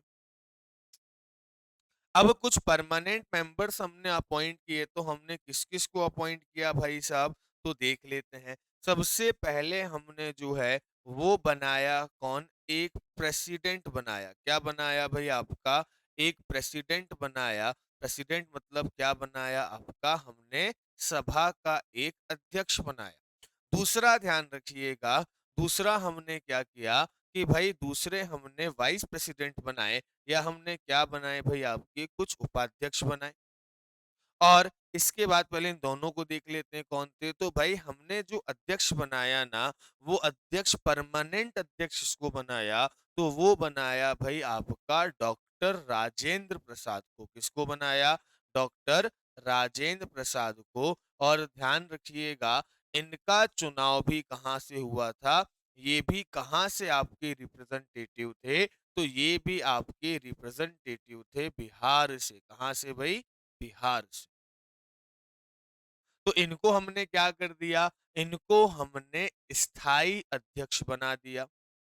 अब बात यह है कि मानकर चलिए कभी डॉक्टर राजेंद्र प्रसाद अगर नहीं हुए तो सभा की अध्यक्षता कौन करेगा, सवाल उठता है। तो कहा कि भाई अब जो है वो हम कुछ उपाध्यक्ष भी क्या कर ले भाई, चुन लें। तो बोलिए बताइए भाई कैसे उपाध्यक्ष हम चुन लें। तो ये कहा गया कि भाई उपाध्यक्ष बनाया जाएगा दो लोगों को। तो उपाध्यक्ष किस किसको बनाया गया, पहला तो बनाया गया आपके एच.सी. मुखर्जी को। किसको बनाया गया, एच.सी. मुखर्जी। और ध्यान रखिएगा दूसरे कौन थे, तो दो आपके उपाध्यक्ष बनाए गए थे। एक थे आपके वीटी कृष्णामाचारी। कौन थे भाई, आपके वीटी कृष्णामाचारी। अब एक पॉइंट बहुत अच्छे से ध्यान रखना कि आपको दो व्यक्ति के नाम सुनने को मिलेंगे, है ना। एक जगह आपने कभी टीटी कृष्णमाचारी का नाम सुना होगा, और अगर नहीं सुना है तो अभी आगे सुनेंगे जब हम प्रारूप समिति पढ़ेंगे। तो इस बात को बिल्कुल क्लियर रखिएगा कि ये जो वीटी कृष्णमाचारी थे ना, ये संविधान सभा के उपाध्यक्ष थे और जो टीटी कृष्णमाचारी थे, है ना, एक नाम और आएगा कौन सा आपको? टीटी कृष्णमाचारी आएगा। ये टीटी कृष्णमाचारी जो हैं, ये कहाँ के मेंबर होंगे? ये ध्यान रखिएगा। ये ड्राफ्ट कमिटी, कौन सी कमिटी भाई आपका? ड्राफ्ट कमिटी जो होगी ना, उस ड्राफ्ट समिति के क्या होंगे भाई? आपके मेंबर होंगे। तो ये दोनों ध्यान रखिएगा, ये दोनों व्यक्ति कौन है भाई? आपके अलग-अलग। अब बात ये उठती है कि हमने अध्यक्ष भी चुन लिया, है ना? हमने क्या कर लिया भाई? अध्यक्ष भी चुन लिया और हमने क्या कर लिया? उपाध्यक्ष भी चुन लिया, लेकिन हमको संविधान बनाने का तो अनुभव नहीं है। है क्या संविधान बनाने का अनुभव? नहीं। तो अब जब संविधान बनाने का हमको एक्सपीरियंस नहीं है, संविधान बनाने का हमको अनुभव नहीं है, तो हमको किसी ऐसे व्यक्ति की सलाह लेनी पड़ेगी या ऐसे व्यक्ति को चुनना पड़ेगा जो ये बताएगा कि संविधान कैसा बनना चाहिए। तो हम एक और नियुक्ति करेंगे जिसको कहा जाता है कॉन्स्टिट्यूशनल एडवाइजर। क्या कहा जाता है भाई? कॉन्स्टिट्यूशनल एडवाइजर, या जिसको हम क्या कहेंगे? संवैधानिक सलाहकार कहेंगे। कॉन्स्टिट्यूशनल एडवाइजर या संवैधानिक सलाहकार कहेंगे। और संवैधानिक सलाहकार के रूप में जो काम करेंगे, उन व्यक्ति का नाम ध्यान रखना, वो कौन हो जाएंगे भाई? आपके बी एन राव। कौन हो जाएंगे? बी एन राव हो जाएंगे। अब ध्यान रखना, एम एन राय अलग थे, मांगवेंद्र नाथ राय अलग थे और वेनेगल नरसिम्हा राव वीएन राव अलग थे। ये आपके कानून विशेषज्ञ थे जो जज भी रह चुके थे। तो वीएन राव को क्या बनाया जाएगा कि भाई आपका जो है वो संवैधानिक सलाहकार बनाया जाएगा। और अगर कभी आपसे कोई ये पूछ ले कि भाई ये बताओ, प्रथम प्रारूप किसने तैयार किया था या संविधान का पहला ड्राफ्ट किसने तैयार किया था, तो इनका नाम ध्यान रखना। किनका नाम भाई? बीएन राव का। क्लियर यहां तक? चलिए अब बात करते हैं अगली मीटिंग की, जो कब हुई थी भाई साहब? 13 दिसंबर 1946 को। ठीक, यहां तक तो चीजें क्लियर होंगी, है ना?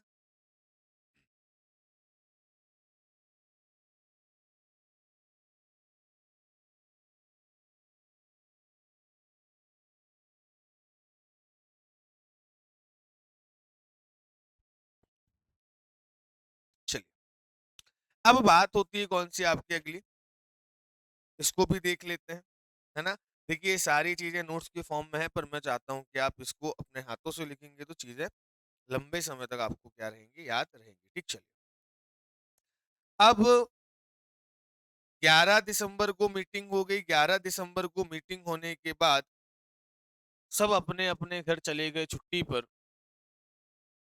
अगले दिन जो है 13 दिसंबर 1946 को फिर से ये सभी लोग इकट्ठा होते हैं और इसको संविधान सभा का दार्शनिक दिवस माना जाता है, या हम कहें तो इसको as a philosophical day of constitution assembly माना जाता है। संविधान सभा का दार्शनिक दिन माना जाता है या संविधान का दार्शनिक दिन माना जाता है। क्यों माना जाता है?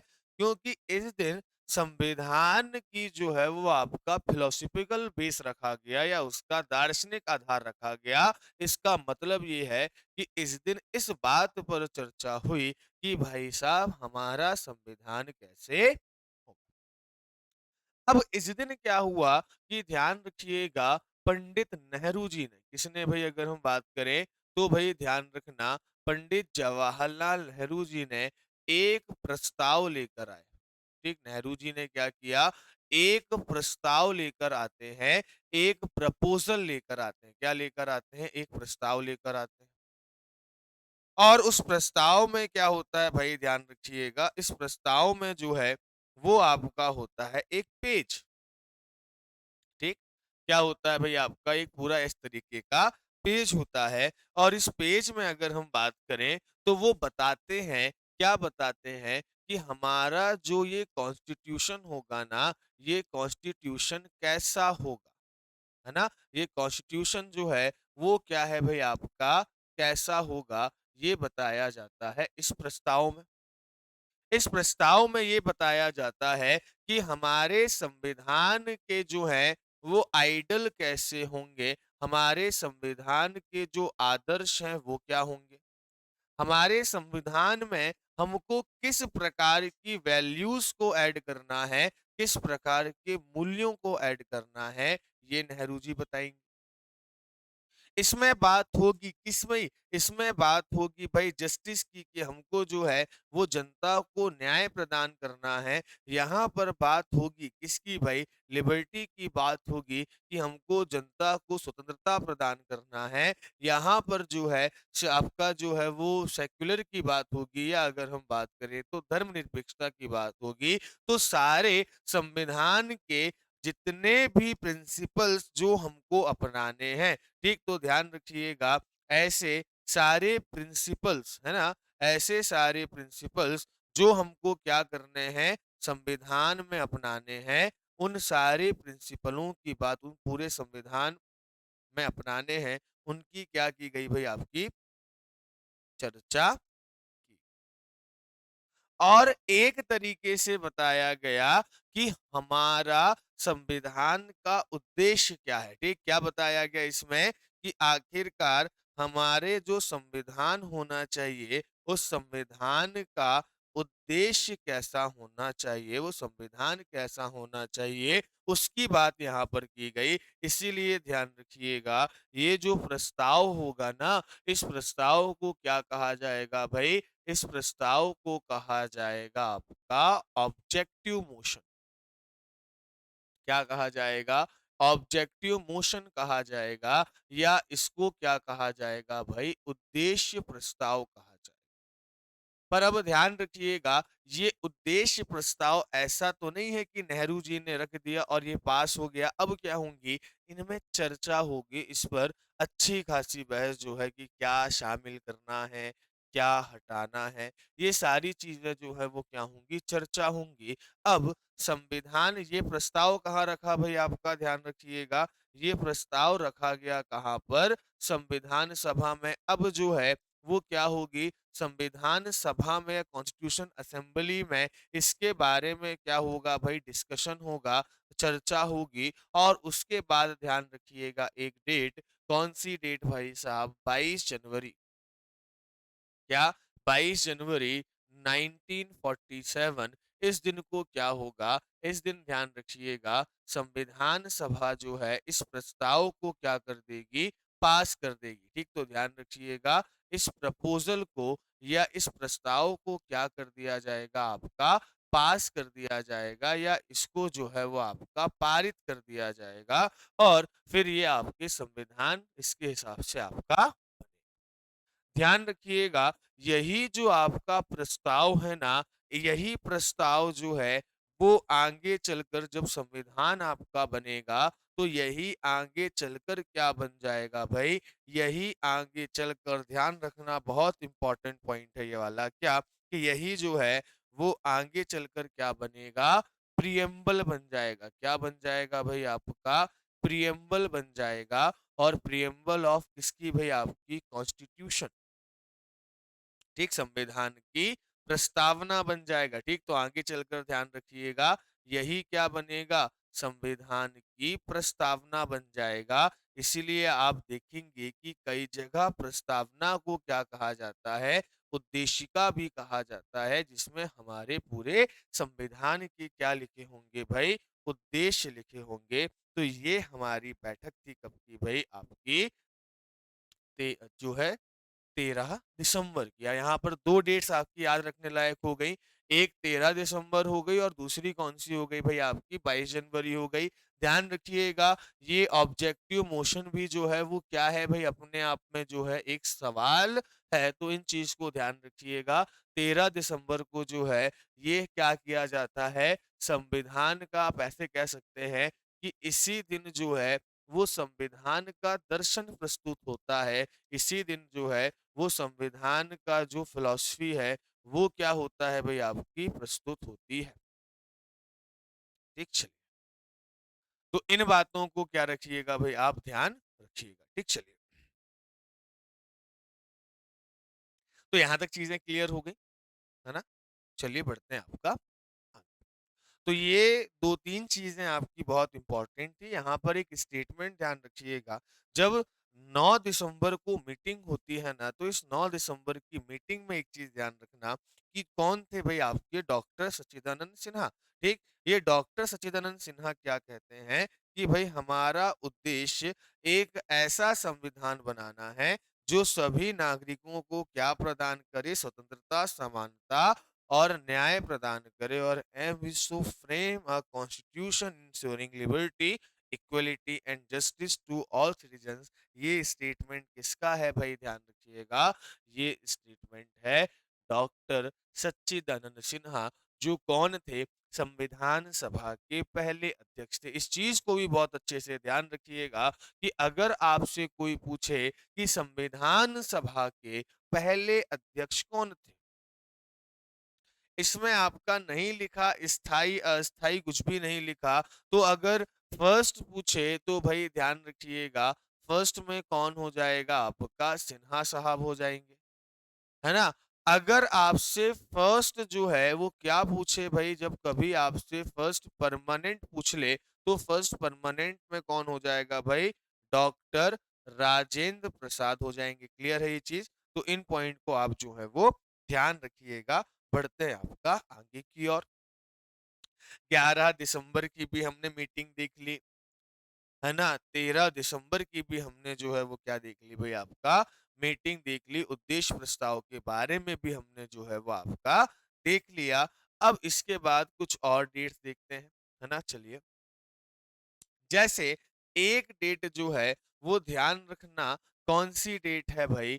3 जून 1947, ठीक, 3 जून 1947। इस दिन क्या होता है?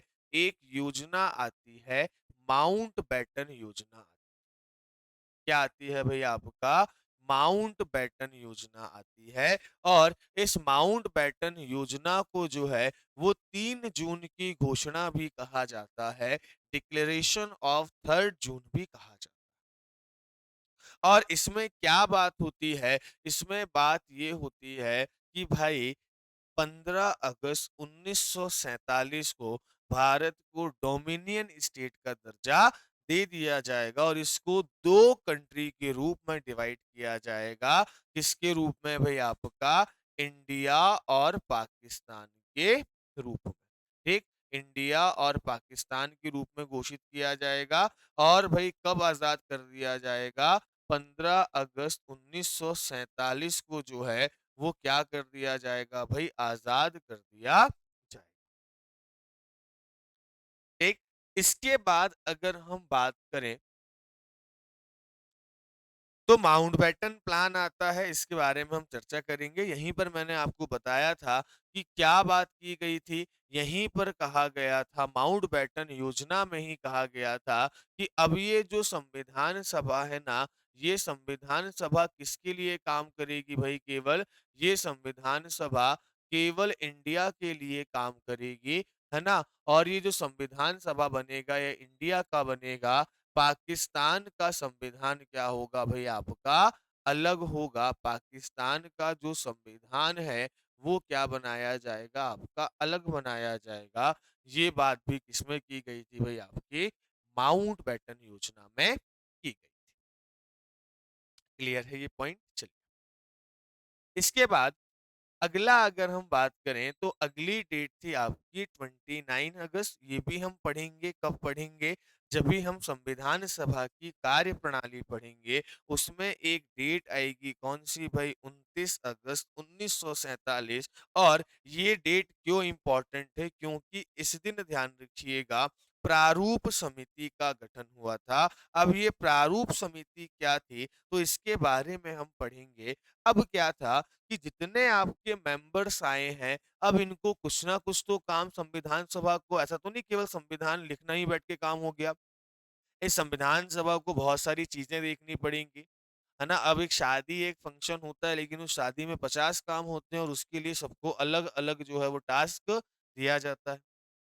या हमने कहा कि हमको भाई पीसीएस का एक कोर्स तैयार करना है, तो उस कोर्स में अलग-अलग विषय होंगे, उस अलग-अलग विषय को अलग-अलग लोग तैयार करेंगे। उसमें एक कंटेंट देने वाला होगा, एक प्रूफ रीडिंग वाला होगा, फिर एक टाइपिंग वाला होगा, एक डिज़ाइनिंग वाला होगा, ऐसे करके सबके काम अलग-अलग बँटे होंगे। ऐसे ही जब संविधान सभा आपकी बैठी और जब संविधान बनाने की बारी आई, तो उसमें बहुत सारे काम भी थे।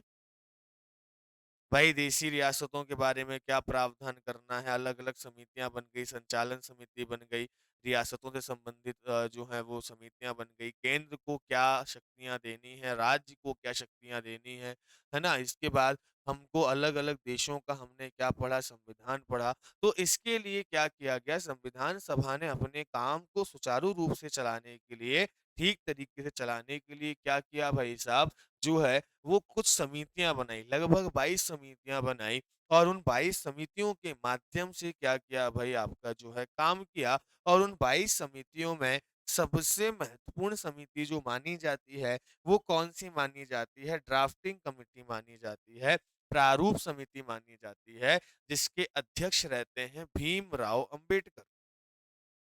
और प्रारूप समिति का काम क्या होता है कि एक रफ ड्राफ्ट जो पहला ड्राफ्ट बीएन राव ने तैयार किया है, इस ड्राफ्ट को पढ़े और इस ड्राफ्ट के हिसाब से जो है वो आपका क्या करे, एक डिटेल ड्राफ्ट या संविधान को क्या करे भाई आपका तैयार करे। फिर ये जो ड्राफ्ट कमिटी जो भी आपका संविधान तैयार करती थी, जो भी खाका तैयार करती थी, उसको संविधान सभा के बीच में रखा जाता था, उसमें चर्चा होती थी, उसमें संशोधन होते थे, परिवर्तन होते थे, कोई किसी बात से एग्री करता था, कोई नहीं करता था, तो हर हर एक प्रावधान पर, हर एक प्रोविज़न पर क्या होती थी, चर्चा होती थी और जिसमें सबकी सम्मति मिल जाती थी, वो प्रावधान संविधान में जोड़ दिया जाता था।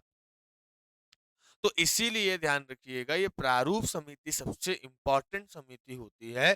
तो 29 अगस्त 1947 को 29 अगस्त 1947 को ध्यान रखिएगा प्रारूप समिति का क्या होगा भाई गठन होगा। इसके बाद अगली डेट कौन सी होती है 26 नवंबर 1949। बचपन से हम जो हैं ये पढ़ते हुए आ रहे हैं कि भाई रिपब्लिक डे कब मनाया जाता है, गणतंत्र दिवस कब मनाया जाता है, 26 जनवरी 1950 को मनाया जाता है।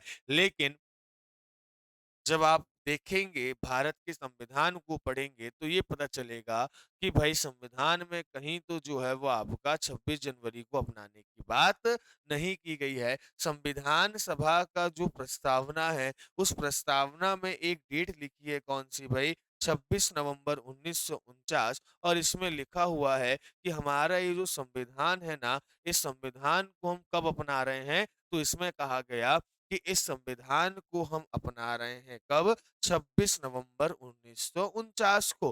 तो हमारे संविधान में ध्यान रखिएगा हमारा संविधान जो बनकर तैयार हो गया था भाई साहब वो कब हो गया था 26 नवंबर 1949 को ही हो चुका था और लागू कब हुआ 2 महीने बाद। देखिए कुछ थोड़े बहुत आर्टिकल नागरिकता संबंधी और चुनाव संबंधी जो आर्टिकल थे वो तो लगभग 15 आर्टिकल्स हमने तुरंत लागू कर दिए थे लेकिन पूरा संविधान लागू नहीं किया। पूरा संविधान लागू हमने कब किया? हमने पूरा संविधान जाकर लागू किया भाई आपका कब? 26 जनवरी को लागू किया, 26 जनवरी 1950 को लागू किया। पर भाई ये 2 महीने हम लेट क्यों हुए? क्यों हम ये 2 महीने लेट हुए? इसके पीछे आपको इसके लिए आपको जो है वो लगभग 20 साल पीछे जाना होगा कि भाई हम ये 2 महीने लेट क्यों हुए? ये भी हम चर्चा करेंगे आगे कि भाई 2 महीने हम लेट इसीलिए हुए क्योंकि ध्यान रखना कि एक आपका समय था 1929 का और 1929 में, है ना? इसीलिए मुझे ये इससे पढ़ाना अच्छा लगता नहीं क्योंकि मैं लिखूँ कहाँ पर? चलिए, ठीक? तो ध्यान रखना कि हमारा जो संविधान है, ये संविधान तैयार कब हो गया? तो भाई ध्यान रखना संविधान तो हमारा तैयार हो गया कब? 26 नवंबर 1949। पर 26 जनवरी तक का इंतजार हमने क्यों किया? हमने भाई साहब 26 जनवरी तक का इंतजार क्यों किया? तो अब जानते हैं कि 26 जनवरी 1950 को ही क्यों लागू हुआ? को ही क्यों लागू? या अगर हम बात करें तो दूसरा सवाल कि हम 2 माह लेट क्यों हुए? जबकि हमारा संविधान तैयार हो गया कब? 26 नवंबर 1949 को। तो मैंने क्या कहा, इस कहानी को समझने के लिए आपको जाना होगा कहाँ? 20 साल पहले। कहाँ जाना होगा? लगभग 20 साल पहले जाना होगा। और 20 साल पहले क्या जाना होगा?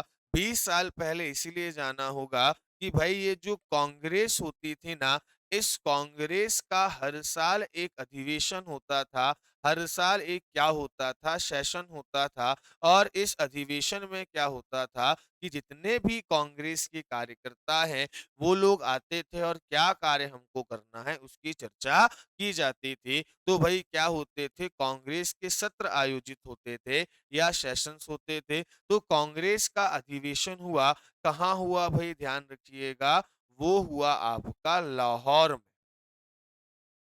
ठीक, लाहौर में हुआ आपका रावी नदी के किनारे। और भाई कब हुआ? तो भाई ध्यान रखिएगा दिसंबर 1929 में क्या हुआ आपका? प्रारंभ हुआ। अब अधिवेशन है, सेशन है तो थोड़ा समय तो चलेगा। इस अधिवेशन में क्या हुआ कि भई आपका जो 26 जनवरी 1930 थी, 26 जनवरी 1930 को कांग्रेस ने क्या किया? एक दिवस मनाया। और उस दिवस को क्या कहा जाता है भाई साहब? पूर्ण स्वराज दिवस कहा जाता है या आपका कंप्लीट सेल्फ गवर्नेंस डे कहा जाता है। तो पूर्ण स्वराज की घोषणा की थी। किसकी घोषणा की थी भाई?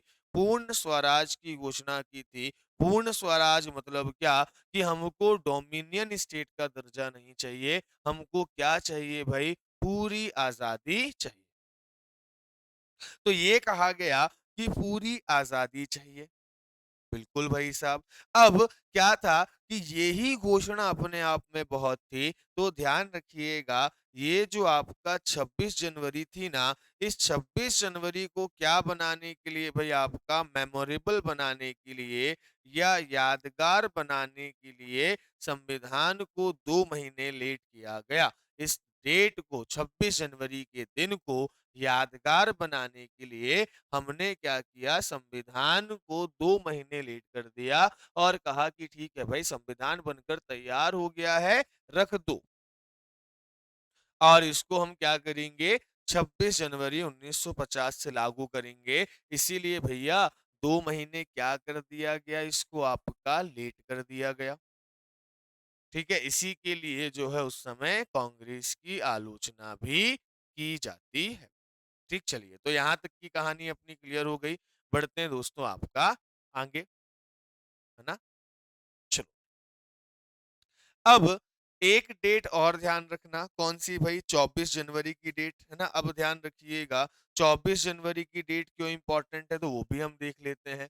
भाई 24 जनवरी को क्या हुआ था कि हमको 26 जनवरी को क्या करना है भाई? संविधान हमको जो है वो लागू करना है।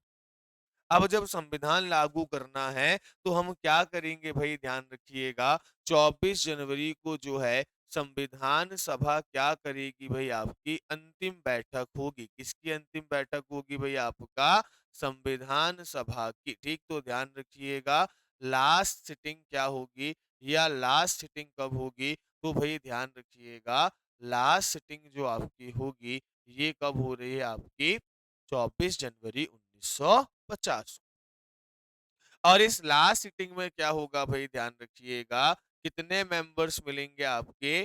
284 मेंबर्स मिलेंगे, 284 सदस्य मिलेंगे। और ये क्या करेंगे कि भाई आपका जो कॉन्स्टिट्यूशन है ना, जो आपका संविधान है, ये कॉन्स्टिट्यूशन पर क्या करेंगे भाई? आपका हस्ताक्षर करेंगे। एक प्रस्ताव आएगा कि कॉन्स्टिट्यूशन, है ना, बी आर अम्बेडकर जो है वो लाएंगे, ना, the constitution settled by constitution assembly will be passed, ऐसे करके एक प्रस्ताव आता है। और उस पर 284 मेंबर्स के क्या होते हैं, साइन होते हैं। और भाई इस दिन क्या किया जाता है, इस दिन जो है वो 3 चीज़ों को अपनाया जाता है ना, तो 3 कार्य किए जाते हैं। 3 कार्य क्या? एक तो ये हो गया, एक हो गया कि भई हमने किसको अपनाया भई, राष्ट्रपति के रूप में किसको अपनाया भई, राजेंद्र प्रसाद को अपनाया। डॉक्टर राजेंद्र प्रसाद को हमने क्या किया भई, अपनाया। 3 चीज़ें हमने यहाँ पे लोग 3 कार्य किया, या 3 चीज़ें हमने क्या की भई आपकी अपनाई, या 3 चीज़ें हमने क्या किया उस दिन भई आपका अडॉप्ट किया। और 3 चीज़ें क्या? पहला तो राष्ट्रपति को अपनाया, दूसरा किसको अपनाया कि भाई जो आपका राष्ट्रीय ज्ञान था, ठीक ध्यान रखिएगा, राष्ट्रीय गान था या आपका जो नेशनल एंथम था, उस नेशनल एंथम को हमने अपनाया। और इसके बाद अगर हम बात करें तो हमने किसको अपनाया भाई, राष्ट्रीय गीत को हमने अपनाया। ठीक, तो ध्यान रखना, इसके बाद हमने किसको अपनाया, राष्ट्रीय गीत को अपनाया। राष्ट्रीय गीत या नेशनल सॉन्ग को हमने क्या किया भाई, अडॉप्ट किया। तो ये 3 काम हमने कब किए, 24 जनवरी 1950 को। 26 जनवरी की तैयारी हमने चालू की थी और 24 जनवरी को जो है हमने संविधान सभा की क्या कर ली भाई, आपकी अंतिम मीटिंग जो है वो हमने कर ली। ठीक, एक बात और ध्यान रखना, एक डेट और ध्यान रखिएगा। कौन सी डेट याद रखना भाई, अगर याद रख सको तो 22 जुलाई 1947 की डेट याद रखिएगा। और इस दिन हमने क्या किया था भाई, इस दिन हमने जो है ना वो हमारा नेशनल फ्लैग अडॉप्ट किया था। क्या किया था भाई, आपका नेशनल फ्लैग को अडॉप्ट किया था। या अगर हम बात करें तो हमने राष्ट्रीय ध्वज को क्या किया था, अडॉप्ट किया था। और इस राष्ट्रीय ध्वज को हमने 22 जुलाई को अडॉप्ट क्यों किया, तो कई बार हमको कंफ्यूजन हो जाता है। तो ध्यान रखना, 3 चीजें जो हैं वो राष्ट्रपति, राष्ट्रगीत और राष्ट्रगान हमने जो है वो कब अपनाया, 24 जनवरी को। भाई लेकिन हमने 22 जुलाई को ध्वज क्यों अपनाया? क्योंकि ध्यान रखिए 15 अगस्त 1947 को हम क्या होने वाले थे? आज़ाद होने वाले थे। इसको याद रखने के लिए बता रहा हूँ मैं आपको कि भई ऐसे याद रख सकते हैं इसको कि भई जब हमको आज़ादी मिलने वाली थी कब? 15 अगस्त 1947 को। जून में घोषणा हो गई कि भई 15 अगस्त 1947 को हम क्या कर देंगे भई, आपको आज़ाद कर देंगे। अब आज़ाद कर देंगे तो कोई झंडा तो होना चाहिए ना हमारे पास। भारत का कोई झंडा तो होना चाहिए, नेशनल फ्लैग तो होना चाहिए। क्योंकि भाई इससे पहले तो कांग्रेस के झंडे हुए को ही हम जो है प्रतीक मानते थे, तो अब कोई नेशनल फ्लैग होना चाहिए। तो नेशनल फ्लैग के रूप में हमने 22 जुलाई 1947 को जो हमने नेशनल फ्लैग को अपनाया। क्लियर यहाँ तक पॉइंट? तो ये लगभग आपकी सारी चीजें यहाँ पर संविधान सभा के बारे में मैंने आपको जो है वो क्या की हैं, बताई हैं। ठीक, चलिए यहाँ पर कुछ चीजें और ध्यान रखना। ठीक, यहाँ पर तो मैंने लगभग आपको ये सारी चीजें बता दी हैं। इन सारी चीजों में हमने बात कर ले। देखो, 2 आपकी हस्तलिखित प्रतिलिपि बनी थी, मतलब 2 कॉपी बनी थी संविधान की। जो मूल कॉपी, जो पहली कॉपी बनी थी ना, वो किसमें बनी थी भाई, आपका इंग्लिश में बनी थी। ठीक, चलिए उसके बाद एक कॉपी आपकी बनाई गई हिंदी में, फिर उस पर क्या किए गए भाई, आपके साइन वगैरह जो है वो किए। अब अगली चीज समझिएगा, क्योंकि हम जो हैं वो working process of constitution assembly पढ़ रहे हैं, संविधान सभा की जो है वो कार्य प्रणाली पढ़ रहे हैं, तो यहाँ पर हमको एक दो बातें और ध्यान में रखनी पड़ेगी। क्या रखनी पड़ेंगी भाई? तो ये रखना पड़ेगा कि भाई जो संविधान सभा है ना, इस संविधान सभा ने क्या किया है कि कार्य करने के लिए कुछ समितियां बनाई थी। मैंने इस विषय पर आपसे चर्चा भी की थी अभी कि संविधान सभा ने अपने कार्य को सुचारू रूप से चलाने के लिए क्या किया था भाई, कुछ समितियों का निर्माण किया था। और उसमें लगभग 22 समितियां थी, जिसमें से 8 समितियां क्या थी, आपकी प्रमुख थी। अब यहाँ पर ध्यान रखना कि इन 8 समितियों के बारे में जो है वो कुछ सवाल आते हैं। अब सवाल कैसे आते हैं? तो सवाल ये आते हैं कि भई कौन-सी समिति का अध्यक्ष कौन था? बस यही सवाल आपका आता है ना? कि संविधान सभा की कोई समिति का नाम दे दिया और पूछ लिया अध्यक्ष कौन था? या अध्यक्ष का नाम दे दिया और पूछ लिया ये किस समिति के अध्यक्ष थे? या तो एक और अध्यक्ष का नाम दे दिया और एक और क्या दे दिया समितियों का नाम दे दिया और कहा कि भाई मिलाओ कि कौन किसके अध्यक्ष थे? इस टाइप के सवाल आपके बन सकते हैं।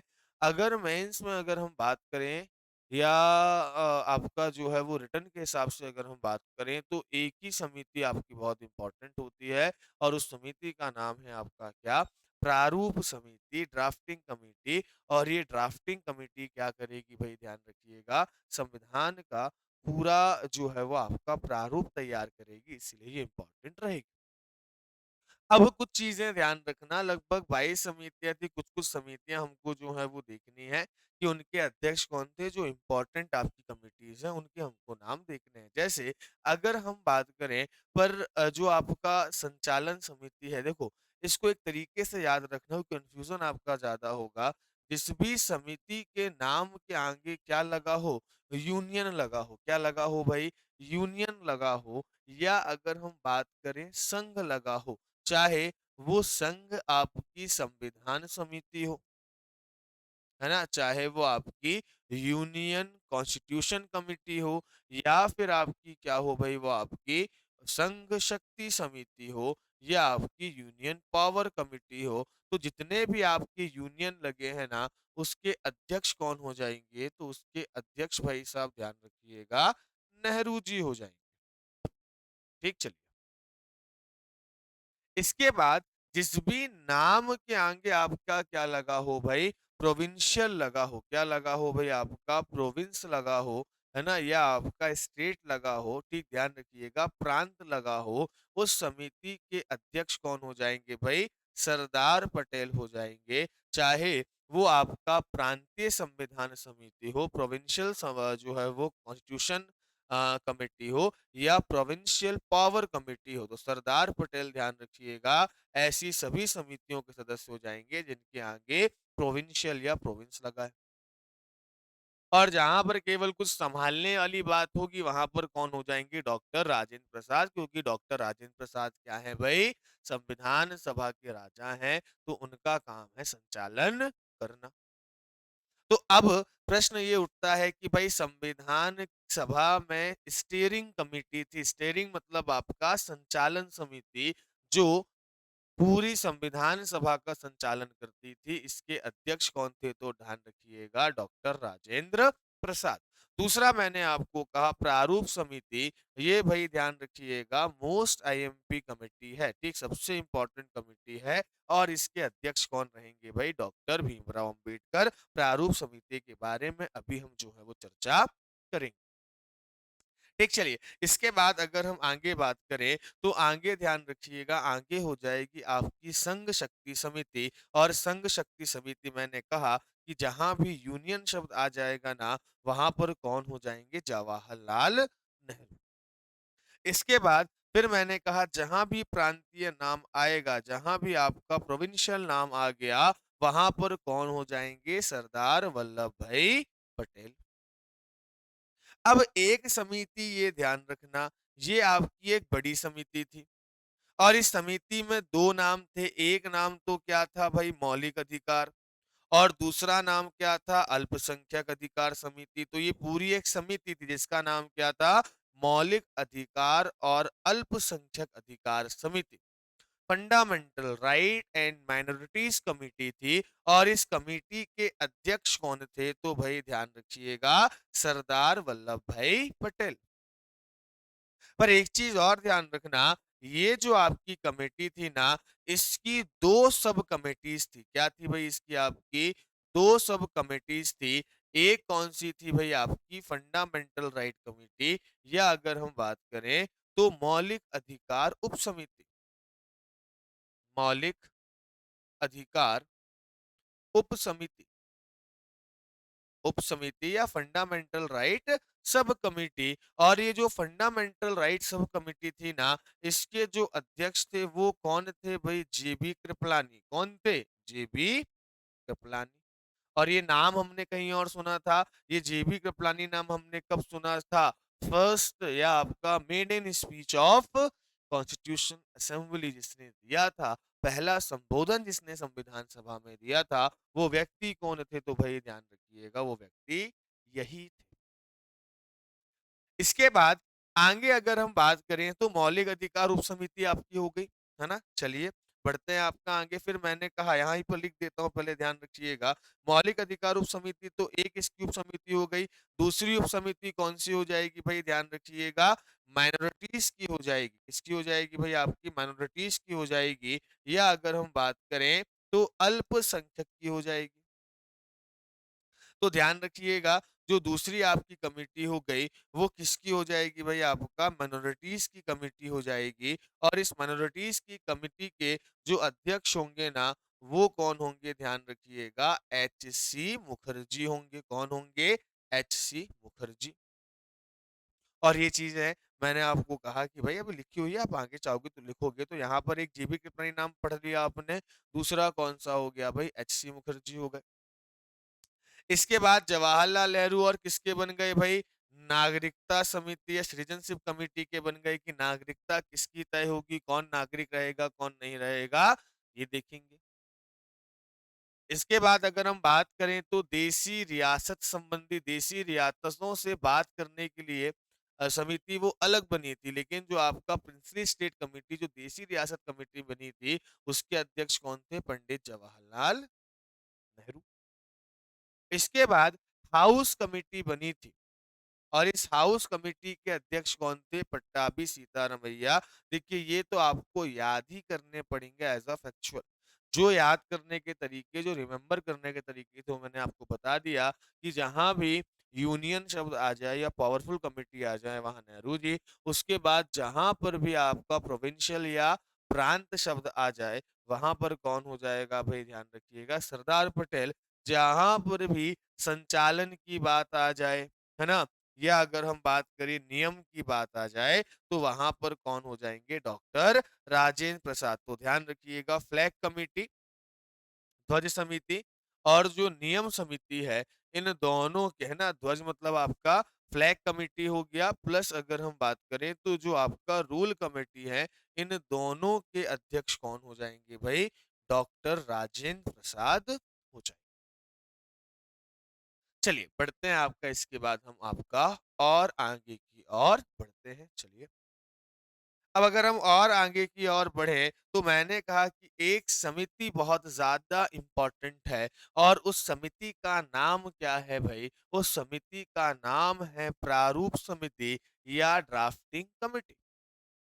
और ये कमेटी, मैंने कहा कि इस कमेटी से सवाल बनते हैं, इस समिति से सवाल बनते हैं, और साथ ही साथ में ये प्रीलिम्स और मेंस दोनों के हिसाब से इम्पोर्टेंट है। अगर हमारी पूरी समितियों में सबसे इम्पोर्टेंट कोई समिति है, तो वो कौन सी समिति हो जाएगी भाई? प्रारूप समिति, या अगर हम बात करें तो ड्राफ्टिंग कमेटी। अब ड्राफ्टिंग कमिटी में क्या रखना है भैया? तो ध्यान रखिए, सबसे पहले तो आप क्या याद रखेंगे कि भाई इसका फॉर्मेशन कब हुआ था? क्या याद रखोगे कि भाई इसका फॉर्मेशन कब हुआ? तो कब हुआ था? 29 अगस्त को हुआ था। अरे भैया क्या हो गया? चलिए, तो इसका फॉर्मेशन कब हुआ था भाई? 29 अगस्त को हुआ था, 29 अगस्त 1947 को हुआ था।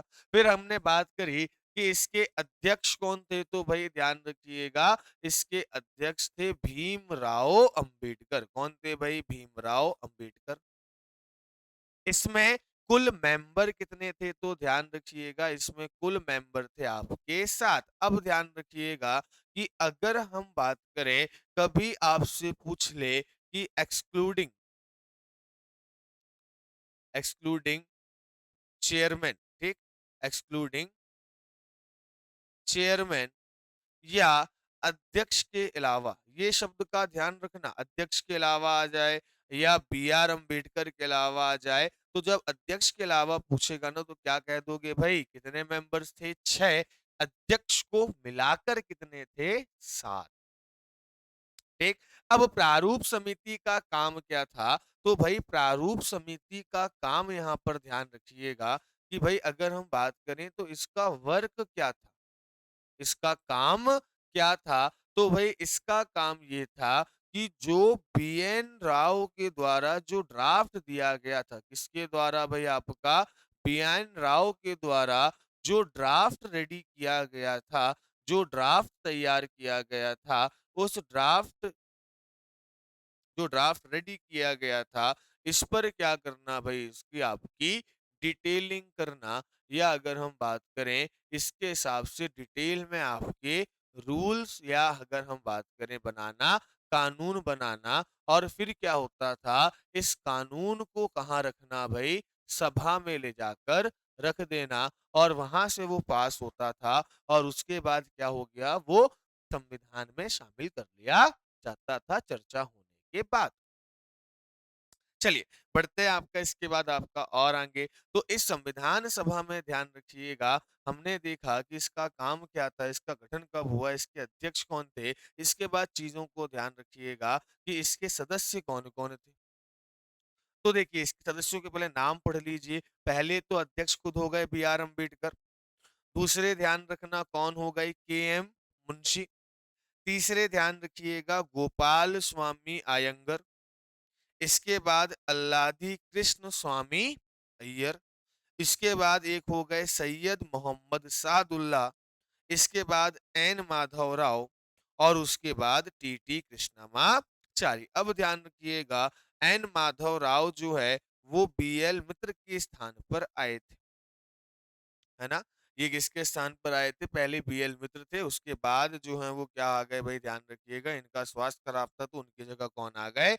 एन माधव राव आ गए। और ऐसे ही जो कृष्णामाचारी आए थे, ये डीपी खेतान की मृत्यु के बाद आए थे। डीपी खेतान की मृत्यु हो गई थी, उसके बाद जो है वो कौन बने भाई? ध्यान रखिएगा, टीटी कृष्णामाचारी बने। क्लियर ये पॉइंट? चलिए, अब इसको देखो, यहाँ पर ध्यान रखना, यहाँ पर क्या है भाई? टीटी कृष्णमाचारी है। कौन है भाई यहाँ पर? टीटी कृष्णमाचारी। और हमने एक नाम और पढ़ा था, कौन सा पढ़ा था भाई? आपका वीटी कृष्णमाचारी पढ़ा था। और ये वीटी कृष्णमाचारी नाम हमने कहाँ पढ़ा था? ये नाम हमने पढ़ा था जब हम संविधान सभा के उपाध्यक्ष की बात कर रहे थे। क्लियर है ये पॉइंट? चलिए बढ़ते हैं आपका आगे की ओर। अब इसको याद कैसे करें? याद कैसे करें? तो भाई ध्यान रखो, भगवान के नाम पर सब कुछ याद कर लो। कैसे? भाई यहाँ पर तो सब देखो, अगर भाई आपको ये पता है कि भाई प्रारूप समिति में सारे कृष्ण भगवानों के नाम ध्यान रख लीजिए, पहले अध्यक्ष को तो आप छोड़ दीजिए। अब एक बात बताओ, नारी को शक्ति माना जाता है, अब इनमें से कौन से ऐसे व्यक्ति हैं जिसमें किसी देवी जी का नाम आता है? तो आप देखेंगे अंबेडकर। अम्बे जी का नाम आ रहा है, तो भाई सबसे पहले तो ध्यान रखो, इसके जो अध्यक्ष हो जाएंगे, मोस्ट पावरफुल हो जाएंगे, जिनका नाम क्या है भाई? अंबेडकर। तो इसमें किनका नाम आ गया भाई? अम्बे जी का नाम आ गया। ठीक। इसके बाद भाई कृष्ण जी को बस याद कर लो, आधा काम आपका हो जाएगा। कृष्ण जी को याद करोगे तो उनके अलग अलग नाम याद कर लो भाई। पहले तो क्या हो गया? गोपाल स्वामी। क्या हो गया? गोपाल स्वामी। तो गोपाल स्वामी भी उन्हीं को कहा जाता है। फिर इसके बाद गोपाल स्वामी के बाद कौन से स्वामी आ गए? तो भाई ध्यान रखिएगा, कृष्णा स्वामी आ गए, कृष्णा स्वामी आयंगर आ गए। उसके बाद अगर हम बात करें तो भाई कौन हो जाएंगे? है ना, गोपाल स्वामी अयंगर हो गए, कृष्ण स्वामी अय्यर हो गए। इसके बाद माधव राव, माधव भी उन्हीं का नाम है, तो लो भाई माधव राव भी हो गए। इसके बाद कौन हो गए? कृष्णामाचारी हो गए, तो कृष्णामाचारी भी क्या हो गए भाई? उन्हीं का नाम हो गया। तो भाई ध्यान रखना, कृष्णा स्वामी, कृष्णा माचारी, उसके बाद गोपाल स्वामी और माधव राव, ये 4 नाम इनके हो गए। इसके बाद फिर आपको जो है वो 2 नाम अलग से और ध्यान रखने हैं। एक नाम कौन हो गया भाई? के एम मुंशी हो गया, और दूसरा नाम सैयद मोहम्मद सादुल्ला हो गया। तो ये 2 नाम जो हैं वो आपके हो गए। तो ध्यान रखिएगा कि ये आपके 7 नाम जो हैं, ये ड्राफ्टिंग कमिटी के जो है वो हो गए। तो ध्यान रखिएगा, प्रेसिडेंट कौन हो जाएंगे इसके? इसके अध्यक्ष होंगे डॉक्टर बी आर अम्बेडकर। इसके बाद अगर हम बात करें तो इसके कुछ और आपके जो है मेंबर्स होंगे, 6 मेंबर्स होंगे, जिसमें कौन कौन होगा? तो हमने कहा कि सबसे पहले तो भाई भगवान कृष्ण के अलग अलग नाम याद कर लो। क्या हो गए? एन गोपाल स्वामी अयंगर हो गए। फिर कौन हो गए? कृष्ण स्वामी अय्यर हो गए। फिर कौन हो गए? एन माधव राव हो गए। और फिर टी टी कृष्णमाचारी हो गए। बाद में दो नाम और ध्यान रखना है कि एम मुंशी हो जाएंगे। और उसके बाद कौन हो जाएंगे भाई? सैयद मोहम्मद सादुल्लाह हो जाएंगे। तो ये आप जो है क्या रखिएगा, ध्यान रखिए। ठीक। तो ये सबसे इंपॉर्टेंट कमेटी थी संविधान सभा की। ठीक। अब संविधान सभा के बारे में कुछ और चीजें जो हैं वो आप जान लीजिए। क्या जान लीजिए? कि संविधान सभा के बारे में कुछ फैक्ट्स जान लो। जैसे ये जो कुल संविधान सभा बैठी ना, ये 165 दिनों तक बैठी। और कितने सेशंस में बैठी भाई? आपका 11 सेशंस में। मतलब सेशंस क्या होता है? एक टाइम पीरियड, कि किसी सेशन में 10 दिन बैठ गई, है ना, एक सत्र आयोजित हुआ, उसमें संविधान सभा ने 10 दिन काम किया। उसके बाद फिर वो अपने अपने कामों में लग गए। उसके बाद फिर जो है वो आपका, जैसे संसद में क्या होता है कि 3 सत्र होते हैं, बाकी विधायक सांसद अपने अपने क्षेत्र में काम करते हैं। उसके बाद भाई जब संसद में आपके सत्र आयोजित होते हैं, बजट सत्र होता है, मानसून सत्र होता है, शीतकालीन सत्र होता है, तो ये लोग संसद में क्या होते हैं? आपके इकट्ठे होते हैं। तो वैसे इनके जो है टोटल कितने सत्र हुए थे? 11 सेशंस हुए थे। मतलब 11 बार इकट्ठे हुई थी। और 11 बार के इकट्ठे होने में 165 दिनों तक इन्होंने क्या किया था? संसद में मीटिंग की थी। मतलब संविधान सभा ने मीटिंग की थी। अब ध्यान रखना, इसका जो फाइनल ड्राफ्ट तैयार हुआ था ना, इसका जो फाइनल ड्राफ्ट तैयार हुआ था भाई साहब, जो इसका अंतिम प्रारूप तैयार हुआ था, मतलब ड्राफ्ट मतलब क्या बात करूं, जब तक वो पास नहीं हो गया तब तक उसको संविधान में शामिल नहीं किया। तो जो फाइनल ड्राफ्ट आपका बना था ना, उसमें लगभग 114 डेज तक क्या चला भाई? आपका विचार चला। 114 दिन तक उस पर क्या हुआ था भाई? आपका डिस्कशन चला था। किस पर भाई? आपका जो फाइनल ड्राफ्ट था उस पर। और इस पूरे संविधान को बनाने में उस समय लगभग 64 लाख रुपीस जो है वो टोटल एक्सपेंड हुए, या आपका 64 लाख रुपए उसका एक्सपेंडिचर आया। इसको मुझे लगता है कि अगर आज से आप कंपेयर करोगे तो शायद 400 करोड़ के आसपास ये अमाउंट होना चाहिए। अगर देखें, हो सकता है शायद गलत भी हूं। ठीक, चलिए। तो लगभग उस समय का, कब का भाई? 1946 1947 का जो है, उस 1947 के आजादी के समय की बात की हम बात कर रहे हैं। 64 लाख रुपए खर्चा आया था बनाने में। और टोटल बनाने में कितना दिन लगा? तो टोटल बनाने में दिन लगा 2 साल 11 महीने 18 दिन। कितना टाइम लगा? 2 साल 11 महीने 18 दिन। अब कई लोग कंफ्यूज हो जाते हैं कि सर 2 साल 11 महीने 18 दिन है, कि 2 साल 18 महीने 11 दिन। तो अरे भैया गधों, अगर मानकर चलो 18 महीने होता है तो 1.5 साल हो गया ना, तो फिर वहां पर हम 3 साल 6 महीने पढ़ते। तो बढ़ते हुए क्रम में ध्यान रखना, 2 वर्ष होंगे, 11 महीने होंगे और 18 दिन होंगे। 2 11 18। अब ध्यान रखिएगा, जो फाइनल ड्राफ्ट आपका रखा गया था संविधान सभा में, जो अंतिम मसौदा रखा गया था ना, उसको कब रखा गया था? 4 नवंबर 1948 को।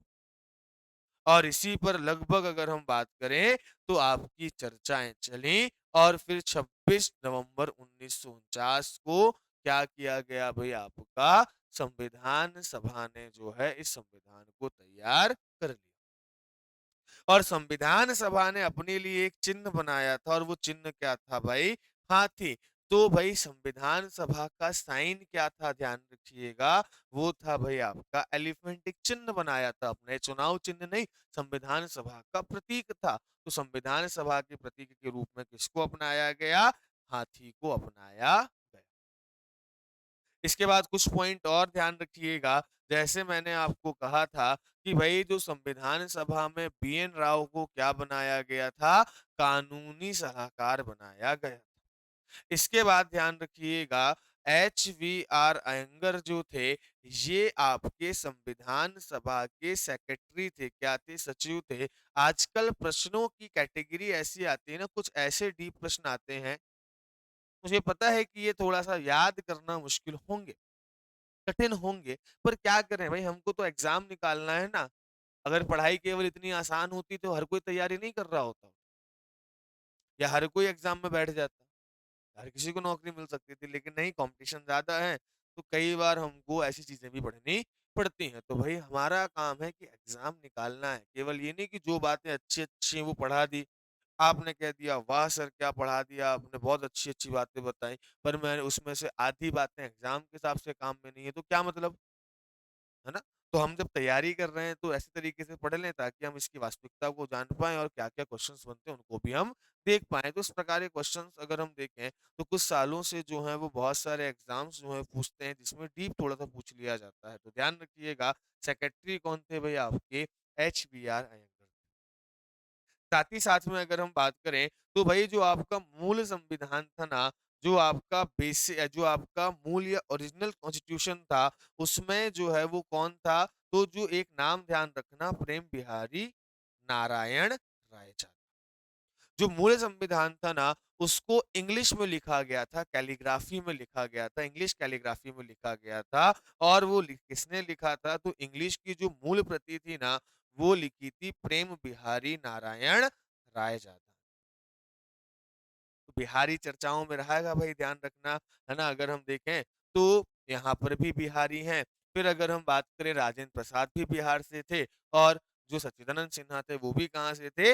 बिहार से थे। तो ध्यान रखिएगा, प्रेम बिहारी नारायण रायजादा, इनके द्वारा अंग्रेजी में क्या लिखा गया? संविधान लिखा गया। और इसके बाद अगर हम बात करें तो भाई ध्यान रखिएगा, जो हिंदी संस्करण था ना, वो लिखा गया बसंत कृष्ण वैद्य के द्वारा।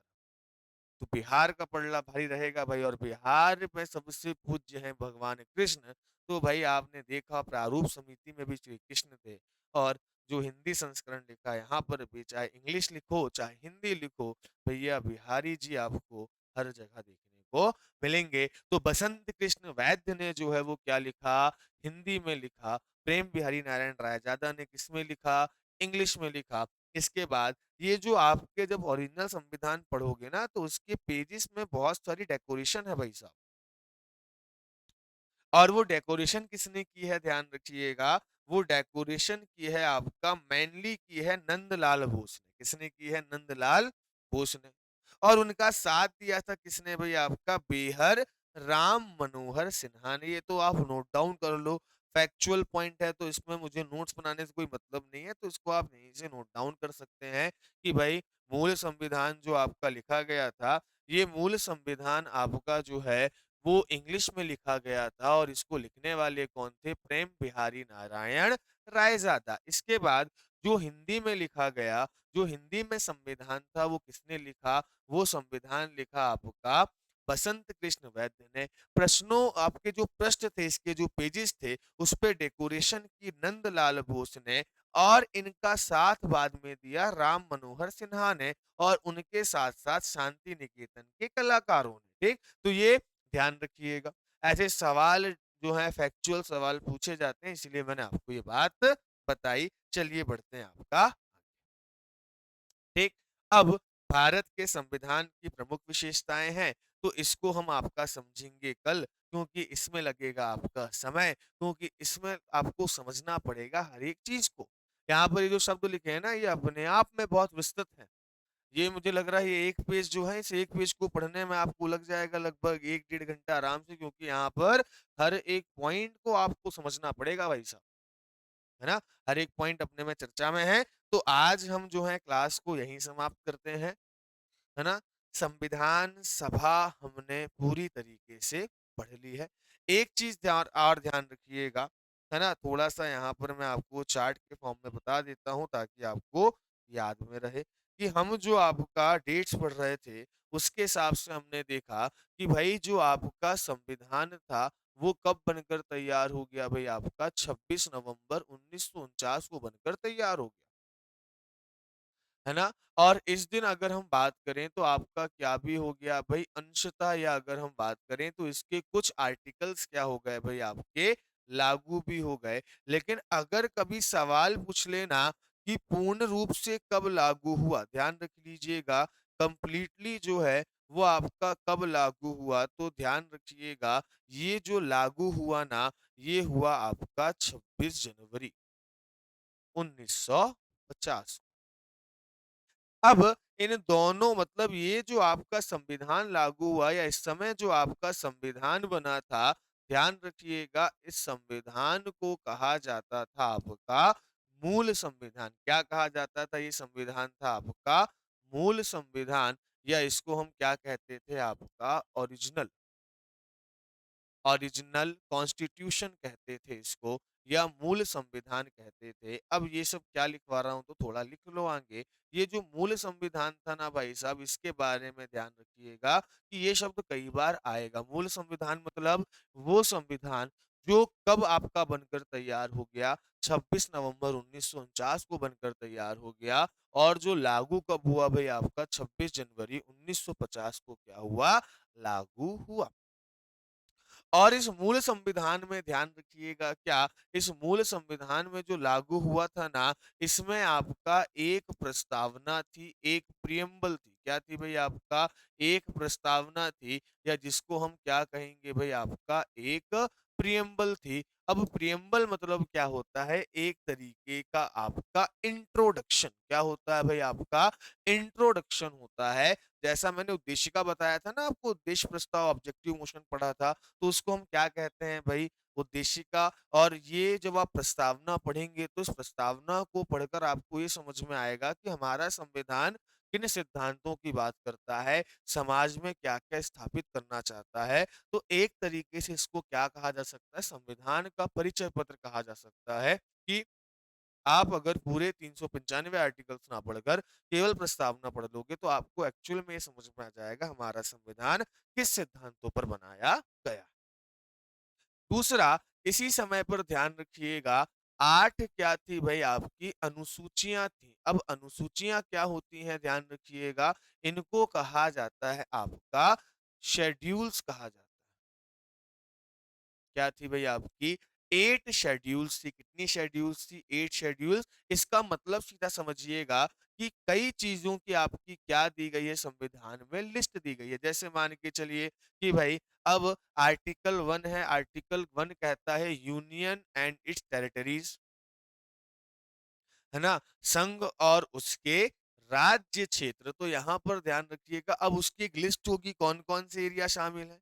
या मानकर चलिए आप जब देखेंगे तो भाई आगे चलकर केंद्र सरकार के कुछ ऐसे विषय होंगे जिन पर वो काम कर सकती है, कुछ ऐसे सब्जेक्ट्स होंगे।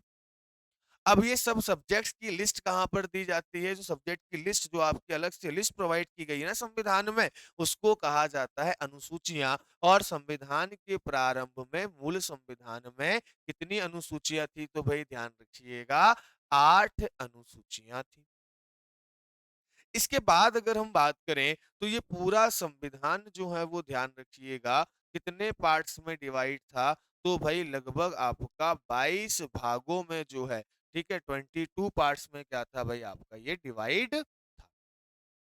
और उस समय अगर हम बात करें तो कितने आर्टिकल्स थे भाई पूरे संविधान में ध्यान रखिएगा। अगर हम आर्टिकल्स आर्टिकल्स मतलब क्या होता है तो समझिएगा संविधान में आर्टिकल मतलब संविधान का अपना हर एक नियम, हर एक पॉइंट।